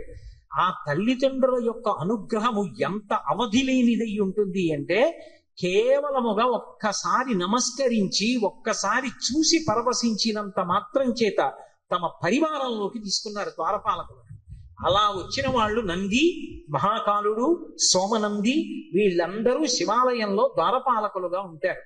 అలాగే మహానుభావుడైనటువంటి వాడు కాలభైరవుడు. కాలభైరవుడి వృత్తాంతం గురించి కాశీఖండంలో ఎంత గొప్పగా చెప్తారంటే, మనిషి తట్టుకోలేని కష్టాలలో అత్యంత భయంకరమైనటువంటి కష్టం కారాగారవాసం. కారాగారవాసం అంతటి భయంకరమైన కష్టాన్ని ఎదుర్కోవలసి వచ్చినప్పుడు కూడా కాలభైరవ చరిత్ర చదివినా, కాలభైరవాష్టకం చదివినా, కాలభైరవోపాసనం చేసినా వాళ్ళు రక్షింపబడతారు అంటుంది శాస్త్రం. అంత అద్భుతమైనటువంటి మూర్తి ఆ కాలభైరవుడు. సాక్షాత్ పరమేశ్వరుడే కాలభైరవుడిగా ఆవిర్భవించాడు ఒకానొకప్పుడు. కాలభైరవావతారంలో ఆయన లోకానికి కొన్ని మర్యాదలు నేర్పాడు. అందుకే ఒకప్పుడు అందరికీ ఎలా అతిశయం కలుగుతూ ఉంటుందో, గర్వం కలుగుతూ ఉంటుందో, అలా త్రిమూర్తుల యందు కూడా ఇటువంటి పోకడ ఒకటి రజోగుణ సంబంధమైనటువంటి వారి ఎందుకు కలుగుతూ ఉంటుంది. సృష్టికర్త అయినటువంటి చతుర్ముఖ బ్రహ్మగారు సహజంగా రజోగుణ తత్వంతో ఉంటాడు, అందుకే ఎరుపు రంగుతో ఉంటాడు. ఆయనకి ఒకప్పుడు ఎందుకో ఒక భావన కలిగింది, ఆయనకి 5 తలలు ఉండేవి. నాకు 5 తలలు, పరమశివుడికి 5 తలలు, సద్యోజాత అఘోర తత్పురుష వామదేవ ఈశానములని 5 తలలైంది. నాకు 5 తలలు, నాకంటే బ్రహ్మగారికి 5 తలలు. నాకు శంకరుడికి ఏం తేడా? మేమిద్దరం సమానం, నేనే సృష్టిలో అధికుడు అని వేదములను పిలిచి అడిగాడు. నేనా కాదా అన్నాడు. ఋగ్వేదము, సామవేదము, యజుర్వేదము, అథర్వణ వేదము కూడా నువ్వు కాదు, పరమశివుడే సృష్టికంతటికి కూడా మహాపురుషుడు, ఆయననే వేదములన్నీ కొలుస్తున్నాయని చెప్పి ఆయన అంగీకరించలేదు. ఆయన అహంకారం తగ్గించడానికి శంకరుడు సభలోకి ప్రవేశిస్తే ఒక్కొక్కసారి అతిశయం, గర్వం అనేటటువంటిది కలగకూడదు, కానీ అది కలిగితే ఎంతటి వారిని కూడా ఎలా పడగొట్టేస్తుంది అన్నదానికి ఈ ఆఖ్యానాలన్నీ వస్తాయి. రామకృష్ణ పరమహంస ఒక అద్భుతమైన మాట చెప్పేవారు. ఒకప్పుడు ఒక మహారాజు గారు ఒక భద్రగజం మీద ఎక్కి వస్తున్నాడు. భద్రగజం అంటే ఎంత ఉంటుంది? గురువాయూరులో రాత్రి కృష్ణుడి ఆలయం చుట్టూ ప్రదక్షిణం చేస్తాయి ఏనుగులు, అందులో భద్రగజాలు వస్తాయి. భద్ర అనే జాతికి చెందినటువంటి ఏనుగులు. అసలు ఆ ఏనుగుని చూస్తే ఓ పెద్ద కొండ శిఖరం నడిచి వెడుతున్నట్టు ఉంటుంది, వచ్చి వరుస క్రమంలో నిలబడతాయి గుడి చుట్టూ. అది ఎక్కాలంటే నిచ్చినేసుకుని ఎక్కాలి. కానీ ఎంత క్రమశిక్షణగా ఉంటాయంటే దాని కుంభస్థలం మీద కృష్ణ పరమాత్మ విగ్రహం పెడతారు. పెట్టి అర్చకుడు ఎక్కడానికి వచ్చినప్పుడు అది కాలు చాపి ఈ సంధి భాగం బయటికి వచ్చేటట్టుగా, ఎముక పైకి వచ్చేటట్టుగా ఉంచుతుంది. ఉంచి తల ఇలా పెడుతుంది. పరిగెత్తుకుంటూ వచ్చి అర్చకుడు దాని చెవి పట్టుకుని ఈ సంధి భాగమునందు ఎగిరి కాలు పెట్టి మెట్లెక్కినట్టుగా దాని శరీరం మీద ఎక్కేసి కుంభస్థలం మీద కూర్చుంటాడు. అంతెత్తునుంటుంది భద్రగజం. అది దగ్గర నుంచి వెడుతూ ఉంటేనే ఉద్విగ్నత కలుగుతుంది. అటువంటి భద్రగజం ఎలా ఉంటుందో అంత ఎత్తున ఉండేటటువంటి స్వరూపమైతే భద్రగజంలా నడుస్తున్నాడు రా అంటారు. అలా మహానుభావుడు సాక్షాత్తు శంకరుడు సభలోకి ప్రవేశించి ఆయన నిలబడ్డాడు. బ్రహ్మగారు చూసి అతిశయంతో ఉన్నాడు కదూ. నేను అతిశయం అన్న మాట గురించి కదూ మీతో మనవి చేస్తున్నా. అటువంటి భద్రగజం మీద మహారాజు గారు వెళ్ళిపోతున్నారు. నేను వదిలేసింది ఎక్కడో అక్కడ పట్టుకోవాలి. నేను ఎక్కడ చెప్తున్నాను? రామకృష్ణ పరమహంస ఉపాఖ్యానం చెప్తున్నాను. ఒక మహారాజు అటువంటి భద్రగజం మీద వెళ్ళిపోతున్నాడు రాజవీధిలో. అటువంటి ఏనుగు వస్తోందంటే దాని ఒక్కొక్క కాలు ఇంతంత లావును ఉంటుంది. పాదం ఎత్తి వేస్తే గుండ్రంగా ఉంటుంది. ఏ ప్రాణైనా అణిగిపోతుంది. అందుకని అన్ని పక్కలకు పోతాయి. అటువంటి ఏనుగు వస్తుంటే కన్నంలోంచి ఓ చిరుకప్ప ఒకటి పైకొచ్చి కప్ప కాలెత్తింది. కాలెత్తి చెయ్యి బుద్ధి లేని ఏనుగా పక్కకు పో. ఆశ్చర్యపోయారు రామకృష్ణ పరమహంస, శిష్యులు నిలబడున్నారు అక్కడ. వాళ్ళకి సిద్ధులున్నాయి. ఆ శిష్యుడు చూసి గురువుగారి వంక తిరిగి అన్నాడు, హే బ్రహ్మన్, ఒక భద్రగజం వస్తోంది, దాని మీద మహారాజు వస్తున్నాడు. ఒక కప్ప కన్నంలోంచి బయటికి వచ్చి ఏనుగు మీద కాలెత్తి పక్కకు పోతావా పోవా అంటోంది. దీనికి బుద్ధిహీనత, అతిశయమా? ఎందుకు ఇలా కాలెత్తిందని అడిగారు. అడిగితే పరమహంస ఒక్క నిమిషం కళ్ళు మూసుకొని కళ్ళు తెరిచి అన్నారు, ఇవాళ సాయంకాలం ఈ రహదారి మించి ఒక జేబుకి చిల్లు ఉన్నటువంటి లాల్చీ వేసుకున్న వ్యక్తి వెళ్ళాడు. ఆయన జేబులో 4 పావలాకాసులు ఉన్నాయి. పావలాకాసు చిన్నగా గుండ్రగా ఉంటుంది కదూ. ఆ కన్నంలోంచి జారి పావలాకాసు కింద పడింది. కింద పడిన పావలాకాసు దుల్లుకుంటూ ఆ కన్నంలోకి వెళ్ళింది. కన్నంలో కప్ప ఉంది. కప్పకి పావలాకాసు దొరికింది. ఇప్పుడు కప్ప దగ్గర పావలా ఉంది కదూ, ఏనుగు మీద కాలెత్తి. పావలా ఉన్న కప్ప ఏనుగు మీద కాలెత్తితే అన్నీ ఉన్నాయనుకున్న నాబోటిగాడు విర్రవీగితే అందులో అతిశయం ఎంత విచిత్రమైన లక్షణాన్ని కల్పిస్తుందో చూడండి. బ్రహ్మగారి అంతటి వాడికి ఒకప్పుడు ఈ ఆవేశం వచ్చింది. ఎందుకు అంటే తలల సంఖ్య లెక్క పెట్టాడు. నాకు 5, నీకు 5. ఇదే బ్రహ్మగారి కౌశికీ వృత్తాంతంలో పార్వతీదేవి దగ్గర అంత వినయంతో మాట్లాడాడు. ఒకనాడు నా నొసటి నుంచి పైకొచ్చావు, నాకు పుత్రసముడివి, నా కాళ్ళు పట్టుకు నమస్కరించు, ఆశీర్వదిస్తానన్నాడు. శంకరుడు చూశాడు, ఓహో చాలా ఉద్ధతితో ఉన్నాడు, అహంకారంతో ఉన్నాడు. నాకు 5 తలలు, తనకు 5 తలలు అనుకుంటున్నాడు. కానీ నా 5 తలల వెనక ఒక తత్వం ఉంది. అది తూర్పుకి తిరిగి ఉన్నటువంటి తలని తత్పురుష ముఖం అంటారు, దక్షిణానికి ఉంటే అఘోర ముఖం అంటారు, పశ్చిమానికి ఉంటే సజ్జోజాతం అంటారు, ఉత్తరానికి ఉంటే వామదేవం అంటారు, పైకుంటే ఈశానం అంటారు. ఈ పంచభూతముల మీద మోక్షం మీద అధికారం కలిగి ఉంటాడు 5 ముఖాలతో. ఖట్మండులో ఉంటుంది 5 తలలతో ఆ శివలింగం. నాతో సమానుడు అనుకుంటున్నాడు ఈ బ్రహ్మగారు. ఆయన బ్రహ్మమస్తకావళిని బద్ధతే నమ శివాయ అని పేరు. ఈ సృష్టి అంతా కూడా కల్పాంతం అయిపోయినప్పుడు బ్రహ్మగారు పడిపోతాడు. పడిపోతే చూస్తాట శంకరుడు, అయ్యో పాపం మొట్టమొదట పుట్టాడు అందరికన్నా, వేదములు ఇచ్చి సృష్టి చెయ్యమన్నాను, ఈయన కూడా బొత్తిగా ఇలా శ్మశానంలో పడిపోతే ఏం బాగుంటుంది, ఈయనకు ఓ మంచి స్థానం ఇద్దామని చెప్పి ఆ పుర్రి తీసి ఓ తడపలో గుచ్చుకుని మెళ్ళో వేసుకుంటాడు. ఆయనకి చేతకాక కాదు, ఓ బంగారం గొలుసు చేయించి ఇచ్చేవాళ్ళు లేక కాదు, బ్రహ్మగారిని గౌరవించడానికి ఓ పుర్రి వేసుకున్నాడు. ఇలా ఎంతమంది బ్రహ్మలు విడిపోయారో ఆ పుర్రెల మాల పెద్ద మాల అయింది. పునుకల పేరు కంఠమున భూరి భుజంగము భూషణంబుగా అనయము భస్మధారణము ఎద్రి నివాసము మేరు విల్లుగా అనుగుగా దంతి చర్మమును హస్తమునందు కపాల చోళముల్ పడిబడి దంతు శంకర కృపావర రూపమును ఆశ్రయించదన్నంటాడు. ఇప్పుడు అంతమంది బ్రహ్మల యొక్క పునుకలు ఆయన మెడలో హారంగా ఉంటాయి, అందుకేసుకుంటాడు పుర్రెలమాల. అరే ఈ బ్రహ్మకి అతిశయం కలిగిందని తనలోంచి ఒక ప్రాణిని ఉత్పన్నం చేశాడు.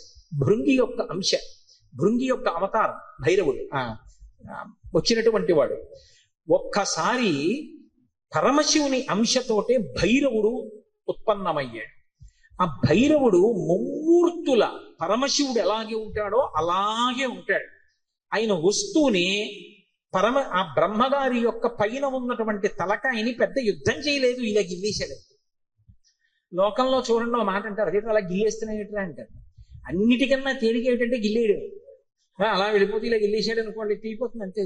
బాగా బలం ఉన్నవాడు ఏం చేస్తాడు, గిల్లుతూ ఉంటాడు, గిల్లి గజ్జాలు ఎట్టుకుంటాడు అంటారు. అందుకే గిల్లేయడం అంటే అంత తేలిక. యువతల వాడికి బలం ఎక్కువ ఉంటే బలం తక్కువ ఉన్నవాడిని గిల్లేస్తాడు. అందుకే బ్రహ్మగారి 5వ తలకాయని కష్టపడి తొలగతోశాడం లేదు, గిల్లేశాడంట. శంకరాచార్యులు వారి సౌందర్యలహరిలో కూడా అలాగే రాశారు, అంత అందంగానూ రచన చేశారు.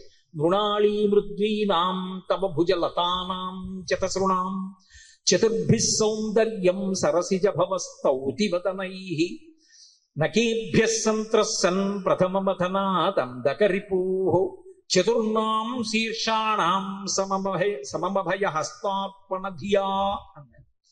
శంకరులకు శంకరులే చెల్లు. అహంకరించాడని కాలభైరవుడు ఓ తలకే గిల్లేశాడు. ఏమండి ఇప్పుడు నేను ఇలా పట్టుకుని ఇలా గిల్లేశాను అనుకోండి, ఆ మిగిలిన పువ్వు ఏమనుకుంటుంది, దాన్ని ఒకదాన్ని గిల్లేండి నా జోలికి రాడనుకుంటుందా? ఏమో ఇలా అన్నవాడు మళ్ళీ ఇలా అంటే అది ఉడికిపోతే మళ్ళీ వచ్చేస్తుందేమో చెయ్యని. ఇప్పుడు ఇలా అన్నవాడు మళ్ళీ ఇంకోటి ఇలా అంటే 3 ఉంటాయి ఇంకా. అందుకని ఆయన ఏం చేశాడంటే బ్రహ్మగారు ఒక తలకాయ గిల్లేయగానే ఇంకా 4 తలకాయలు మిగిలాయి. అమ్మవారి వంక చూశాట. అమ్మవారు 4 చేతులతో ఉంటుంది కదా. అమ్మా నేను తామర పువ్వులోంచి పుట్టాను, నీ చేతులు తామర పువ్వుల్లో ఉంటాయి కాబట్టి మన ఇద్దరికి ఓ బంధుత్వం ఉంది. అమ్మా నా 4 తలకాయలు తామర పువ్వులు లాంటి నీ చేతుల కింద పెడతాను, కాపాడమ్మా అని 4 తలకాయలు గబగబా పెట్టుకుని అమ్మవారు 4 చేతుల కింద పెట్టేటప్పటికి మళ్ళీ గిల్లుదామని చూశాడు. పైన అమ్మవారి చెయ్యి ఉంది, నవ్వి ఊరుకున్నాడు. అలా అమ్మా నీ చేతులు పెట్టుండకపోతే బ్రహ్మగారి తలకాయలు ఉండేవో ఉండకపోవు. ఏమో గిల్లేసిన వాడు ఓటి గిల్లుతాడు నమ్మకం. కాబట్టి నకేభ్యః సంత్రస్సన్ గోటితో గిల్లేశాడంతే. కాలభైరవుడంటే అంతటి ప్రచండ శక్తి స్వరూపం. కాశీఖండంలో ఆయన గురించి ఒక అద్భుతమైనటువంటి విశేషం చెప్తారు. అజుండు తాను అధికుండుననుచు గర్వింప కరనఖాగ్రమునంత చిరము తుంచి సాకారయకు బ్రహ్మహత్యతో చనుదేరి సర్వలోకంబులు సంచరించి వైకుంఠమునకేగి రమ వైకుంఠులర్చించ అమృతభిక్షాశనం అరగించి కాశికానగర కంఠోపదేశంబున పగలవైచకరంపు బ్రహ్మపునుక ఆధిపత్యంబు పొందె కామారి చేత ప్రియవైచిన చోట కపురము చేసి కాశికాపురమునకు 7 గడయు చూపే క్రోధభైరవ దేవుండు కుంభజన్మ అంటారు. ఆయన బ్రహ్మగారి తలకై తుంపేశాడు. తుంపేస్తే ఆయన బ్రహ్మగారు బ్రహ్మహత్యాపాతకం వచ్చింది. పరమశివుడికి బ్రహ్మహత్యాపాతకం ఉంటుందా? ఆయన విధికి నిషేధానికి అతీతుడు. కానీ లోకంలో శివుడే చేశాడు కదా, మేమెందుకు చెయ్యకూడదని రేపు పొద్దున్న తెలియక జనులు బ్రహ్మహత్యాదోషం చేస్తే కట్టి కుడిపేస్తుంది. అందుకని దాని పాపం ఎంత కఠినంగా ఉంటుందో చూపించడానికి తాను బ్రహ్మహత్యాపాతకం పోగొట్టుకోవడానికి చెయ్యవలసిన ప్రాయశ్చిత్తాన్ని చేసి చూపించాడు. ఆ తల వచ్చి అంటుకుంది పుర్రె. ఆ చేతికంటుకున్న పుర్రెతోటి కపాల భిక్ష అందరినీ భిక్షాటన చేస్తూ లోకములన్నీ తిరిగాడు. తిరిగి తిరిగి తిరిగి తిరిగి ఒక రోజున వైకుంఠానికి వెళ్ళాడు. అబ్బా, ఇటువంటి అతిథి ఎక్కడ దొరుకుతాడు? ఊరక రారు మహాత్ములు మా రథముల ఇండ్ల కడకు వచ్చుటెలెల్లం కారణము మంగళములకు మీరొచ్చుట శుభమాకు నిజము మహాత్మ అంటాడు నందుడు గొర్గుడు వస్తే దశమస్కంధంలో.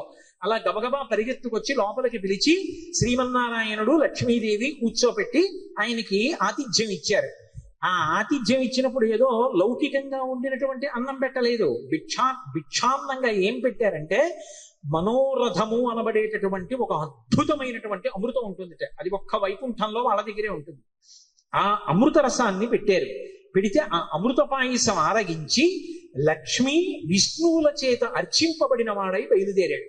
అన్ని లోకాలు తిరిగి తిరిగి తిరిగి తిరిగి కాశీపట్టణానికి వచ్చాడు. కాశీపట్టణంలోకి ప్రవేశించగానే చేతికున్నటువంటి బ్రహ్మకపాలం ఊడి కింద పడి బద్దలైంది. అంటే కాశీపట్టణం అంత గొప్ప పట్టణం. అందులోకి వెళ్ళగానే బ్రహ్మహత్య పోయింది.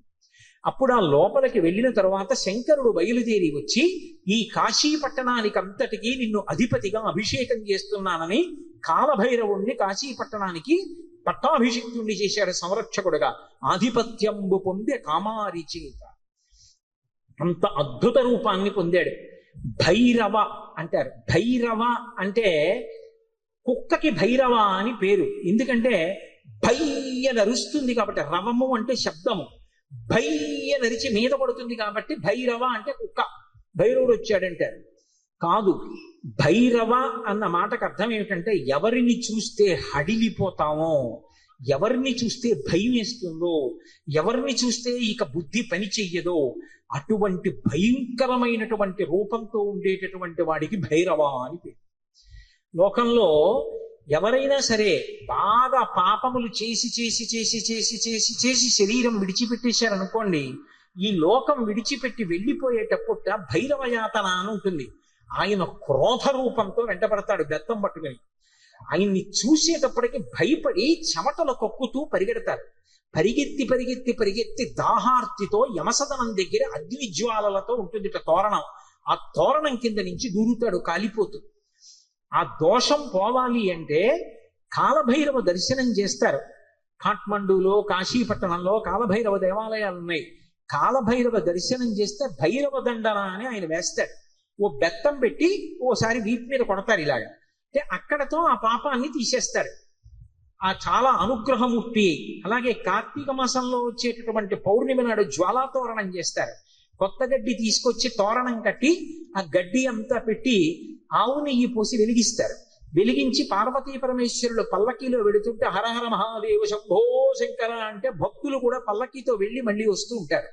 ఎందుకు అలా వెళ్ళి వస్తూ ఉంటారు అంటే నరకలోకానికి వెళ్ళి అగ్నితోరణం కింద నుంచి దూరవలసినటువంటి అగత్యాన్ని తీసేసి ఇక్కడే అగ్నితోరణం కింద నీవు అక్కడ చూడక్కర్లేదురా, నేను నీకు అండ ఉంటాను, బెంగ పెట్టుకోకని ఆయన నడిచి ఆయన వెనక మనం నడిస్తే ఇంకా అక్కడ అగ్నితోరణం చూడక్కర్లేదు, తిన్నగా మంచి లోకాలకు వెళ్ళిపోతాడు.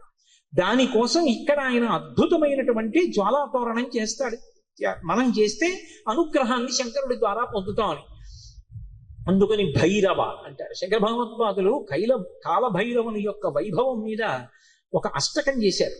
దేవరాజ సేవ్యమాన భావనంగ్రి పంకజం వ్యాళ యజ్ఞ సూత్రం ఇందు శేఖరం కృపాకరం నారదాది యోగి బృంద వందితం దిగంబరం కాశికాపురాధినాథ కాల భైరవం భజే. నారదాది యోగి బృంద వందితం దిగంబరం అంటారు. ఆయన నారదుడు వంటి యోగి బృందముల చేత వితింపబడుతూ ఉంటాడు.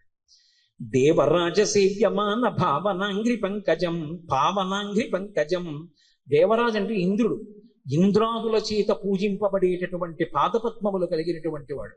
వ్యాళయజ్ఞ సూత్రం ఇందు శేఖరం కృపాకరం. ఆ చంద్రబింబాన్ని శుక్లపక్షంలో ఉండేటటువంటి తదియనాటి చంద్రరేఖని కొప్పులో ధరించి ఉంటాడు ఆయన. వ్యాళయజ్ఞ సూత్రం ఇందు శేఖరం కృపాకరం నారదాది యోగి బృంద వందితం దిగంబరం. ఆయన దిక్కులన్నీ ఆయనకి అంబరములై ఉంటాయి. ఆ దిక్కులు అంబరములై ఉన్న మీదట కొత్తగా ఇక వస్త్రాన్ని కట్టుకోడు, దిశములతో ఉంటాడు. అది ఒకటి. అసలు తెలుసుకోవలసిన రహస్యం వేరే ఉంటుంది. ఎప్పుడైనా మీరు శివాలయంలోకి వెళ్ళినప్పుడు కాలభైరవ దేవాలయానికి వెళితే బట్ట ఉండదు. ఆయన దిగంబరంగా నిలబడి ఉంటాడు. ఎందుకు అలా ఉంటాడు అంటే దానికి ఒక కారణం ఉంది. అంబరము దేనికి కట్టుకుంటారు అంటే వస్త్రము కట్టుకున్నాడు అన్న మాటకి తాత్వికమైనటువంటి అర్థం ఏమిటి అంటే లజ్జ పొంది ఉన్నారు. ఎవరు తనని చూసి సంతోషించాలో వాళ్ళు మాత్రమే సంతోషించాలి తప్ప అన్యులు తనని ఇంకొకలా చూడకుండా ఉండడానికి వస్త్రం కట్టుకుంటారు. సభాముఖంగా అంతకన్నా నేను మాట్లాడకూడదు. మీకు ఇంకా బాగా అర్థం అవడానికి నేను ఒక్కటే మాట చెప్పగలను. 1,00,00,000 రూపాయలు పెట్టి రకరకాల నగలు చేయించుకుని ఒంటి నిండా పెట్టుకుని ఒక స్త్రీ బట్ట కట్టుకోలేదనుకోండి, ఏమంటారు? లజ్జావిహీన అంటారు. సముద్రపు టొట్టును దొరికేటటువంటి నత్తగొల్లలతో హారం వేసుకుని 30 రూపాయల చీర కట్టుకుందనుకోండి, ఏమంటారు? మానవతి అంటారు. బట్ట దేనికి కట్టుకుంటారు అంటే ఏ పురుషుడు తనని ఎలా చూడాలో అలాగే చూడాలి. భర్త అయితే దాని అవసరం లేదు. భర్త కానివాడు ఇంకొకలా చూడ్డానికి వీల్లేదు. అంబరము ధరించి ఉంటారు. అంబరము భక్తికి సంకేతం. భక్తి అంబరమును కట్టుకుంటారు. భక్తి అంబరం కట్టుకుంటే పురుషుడి చేత ఆకర్షింపబడతాడు. ఎవరా పురుషుడు? ఒక్కడే పురుషుడు. పతిం విశ్వస్యాత్మేశ్వరగం శాశ్వతగం శివమచ్యుతం. ఆ భగవంతుడు ఒక్కడే పురుషుడు. ఆధ్యాత్మిక సంప్రదాయంలో అందరం స్త్రీలమే. మనందరికీ పతి ఆయన కొరకు భక్తి అన్న బట్ట కట్టుకుంటాం. అసలు పరమేశ్వరుడు ఎవరి కోసం కట్టుకోవాలి? ఎవరి పట్ల భక్తితో ఉండాలి? ఆయన ఎవరిని పొందాలి? ఆయన పొందడానికి ఇంకెవరు లేరు, అందరూ ఆయన్ని పొందుతారు. అందుకే ఆయన బట్ట కట్టుకోడంటే భక్తి అన్న నంబరం ఆయన కట్టుకోక్కర్లేదు. అందుకు దిగంబరుడు. ఆ దిగంబర అన్న మాటను అలా అర్థం చేసుకోవాలి. అందుకే యోగి సంప్రదాయంలో ఈ దిగంబర అన్న మాట మీకు కనపడుతూ ఉంటుంది. కాబట్టి నారదాది యోగి బృంద వందితం దిగంబరం కాశికాపురాధినాథ కాలభైరవం భజే. అటువంటి కాలభైరవుణ్ణి నేను భజిస్తున్నాను. భానుకోటి భాస్వరం భవాబ్దితారకం ప్రభుం నీలకంఠమీప్సితార్థదాయకం త్రిలోచనం కాలకాలమంబుజక్షమక్షశూలమక్షరం కాశికాపురాధినాథ కాలభైరవం భజే. ఇప్పుడు నేను అష్టకం అంతా ఎక్కడ చెప్పాను? భానుకోటి భాస్వరం, 1,00,00,000 మంది సూర్యులు ఉదయిస్తే ఎలా ఉంటుందో ఆయన కాంతి అలా ఉంటుంది. భవాబ్ధితారకం ప్రభుం, సంసారం అనే సముద్రాన్ని దాటించేస్తాడు ఆయన పాదాలు పట్టుకుంటే. నీలకంఠమీప్సితార్థదాయకం త్రిలోచనం, నీలకంఠుడై హలాహల భక్షణం చేసినటువంటి శంకరుడై లోకములను అనుగ్రహించగలిగిన వాడై భక్తజనుల యొక్క ఈప్సితములను తీర్చగలిగిన వాడై ఉంటాడు. నీలకంఠమీప్సితార్థదాయకం త్రిలోచనం కాలకాలమంబుజక్షమక్షశూలమక్షరం, చేతిలో అక్షమాల పట్టుకుని జ్ఞానాన్ని ఇవ్వగలిగిన వాడై ఉంటాడు. అందుకే అక్షమాల అంటే ధ్యాన స్థితిని కటాక్షిస్తాడు. పుస్తకాలు చదవడం గొప్ప కాదు, ధ్యానం చేయగలిగి ఉండాలి. ఆ మనస్సు చెప్పినప్పుడు మాట వినాలి. పిలవగానే మనస్సు వెనక్కొచ్చి ఎవరిని చూడమంటున్నానో వాళ్ళని చూడాలి. రా చూడు పార్వతీ పరమేశ్వరుల పాదద్వంద్వాన్ని అనేటప్పటికీ అది గబగబా వచ్చి కూర్చుని చూడడం అలవాటు అవ్వాలి. మనసు ఎలా వినాలి అంటే కుక్క మాట విన్నట్టుగా వినడం, ఎద్దు మాట విన్నట్టుగా వినడం మనసుకి రావాలి. కుక్క చూడండి అన్నాను అనుకోండి పరిగెత్తుకొస్తుంది, కుక్క పిలిస్తే వచ్చినట్టు. ఎద్దు చూడండి కొత్తగా గిత్తని బండికి కట్టారనుకోండి, బండి ఎత్తి పట్టి రైతు దా దా అంటే అది రాదు. బలవంతంగా తీసుకొచ్చి కాడి మెడ మీద పెట్టారనుకోండి తోసేస్తుంది, అటుపోతుంది ఇటుపోతుంది. 4 మాటలు అలవాటు చేసి కొట్టి దుక్కి దున్నించి చేశాడనుకోండి, ఆ తర్వాత రైతు ఇక ఎద్దు దగ్గరికి వెళ్ళడు. వచ్చి ఆ బండి కాడి పట్టుకుని ఇలా పైకి ఎత్తి పట్టుకుంటాడు. ఇలా ఎత్తి పట్టుకుని ఆ 2 కాడిలా సమానంగా వస్తుంది అంటాడు. 2 ఎద్దులు నిద్రపోతున్నవి లేచి ఒళ్ళు విరుచుకొచ్చి మెడబెట్టేస్తాయి. పిలవలేదు ఆయన, ఏమి దా అని కూడా అనలేదు, అంటే చాలు 2 ఎద్దులు వచ్చాయి.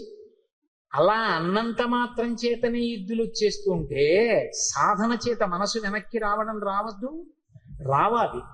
అలా వచ్చేటట్టు చెయ్యగలిగిన వాడు, సాధనా బలాన్ని అనుగ్రహించగలిగిన వాడు కాలభైరవుడు. కాలస్వరూపంతో ఉంటాడు. అందుకే కాలకాలమంబుజక్షమక్షశూలమక్షరం కాశికాపురాధినాథ కాలభైరవం భజేత్. అందుకే కాలభైరవ అష్టకానికి ఫలశ్రుతి చెప్తూ కాలభైరవాష్టకం పఠంతి ఏ మనోహరం జ్ఞానముక్తి సాధనం విచిత్ర పుణ్యవర్ధనం శోకమోహ దైన్యలోభ కోపతాపనాశనం తే ప్రయాంతి కాలభైరవంగ్రి సన్నిధిం ధ్రువం అంటారు. ఎవరు కాలభైరవాష్టకాన్ని చదువుకుని ప్రతిరోజు కాలభైరవుడికి నమస్కరిస్తాడో వాడికి భక్తి, చిత్తశుద్ధి, వైరాగ్యము, జ్ఞానము, చిట్ట చివర మోక్షము ఆయన అనుగ్రహిస్తాడు. ప్రత్యేకించి మార్గశీర్ష మాసం, చతుర్దశి, అష్టమి, మంగళవారం, ఆదివారం ఇటువంటివి కాలభైరవుడి గురించి వినడానికి అత్యుత్తమమైనటువంటి రోజులు. మన అదృష్టం ఏమిటంటే ఆషాఢమాసం గురు పౌర్ణమి వచ్చేటటువంటి రోజులు, ఉత్తరాయణ పుణ్యకాలం చివరకు వచ్చేస్తున్నటువంటి మంచి రోజులలో హేలాపురి లాంటి పరమ పవిత్రమైన పట్టణం, జరాపహరీశ్వరుడు ఉన్నటువంటి క్షేత్రం, ఇటువంటి క్షేత్రంలో ప్రదోష వేళ దాటిన తరువాత మనం కాలభైరవుడి గురించి చెప్పుకోగలిగాం. ఇంకంతకన్నా అదృష్టం ఏముంటుంది? కారాగారవాసం లాంటి ఆపదని కూడా తప్పిస్తాడు. శరీరం విడిచిపెట్టిన తరువాత భైరవయాతన పొందకుండా మోక్షమును అనుగ్రహించగలడు అంటే ఆయన ఎంతటి శక్తివంతుడో మీరు ఆలోచించవచ్చు. కాశికా పట్టణానికి అంతటికీ కూడా అధిపతి అయి ఉంటాడు. అటువంటి మహానుభావుడైనటువంటి కాలభైరవుని యొక్క స్మరణము చాలు, సమస్త పాపములు నశించిపోతాయి. అంత గొప్ప కాలభైరవుడు శివాలయంలో ఈశాన్య దిక్కున నటరాజస్వామి వారి పక్కన విరాజమానుడై ఉంటాడు.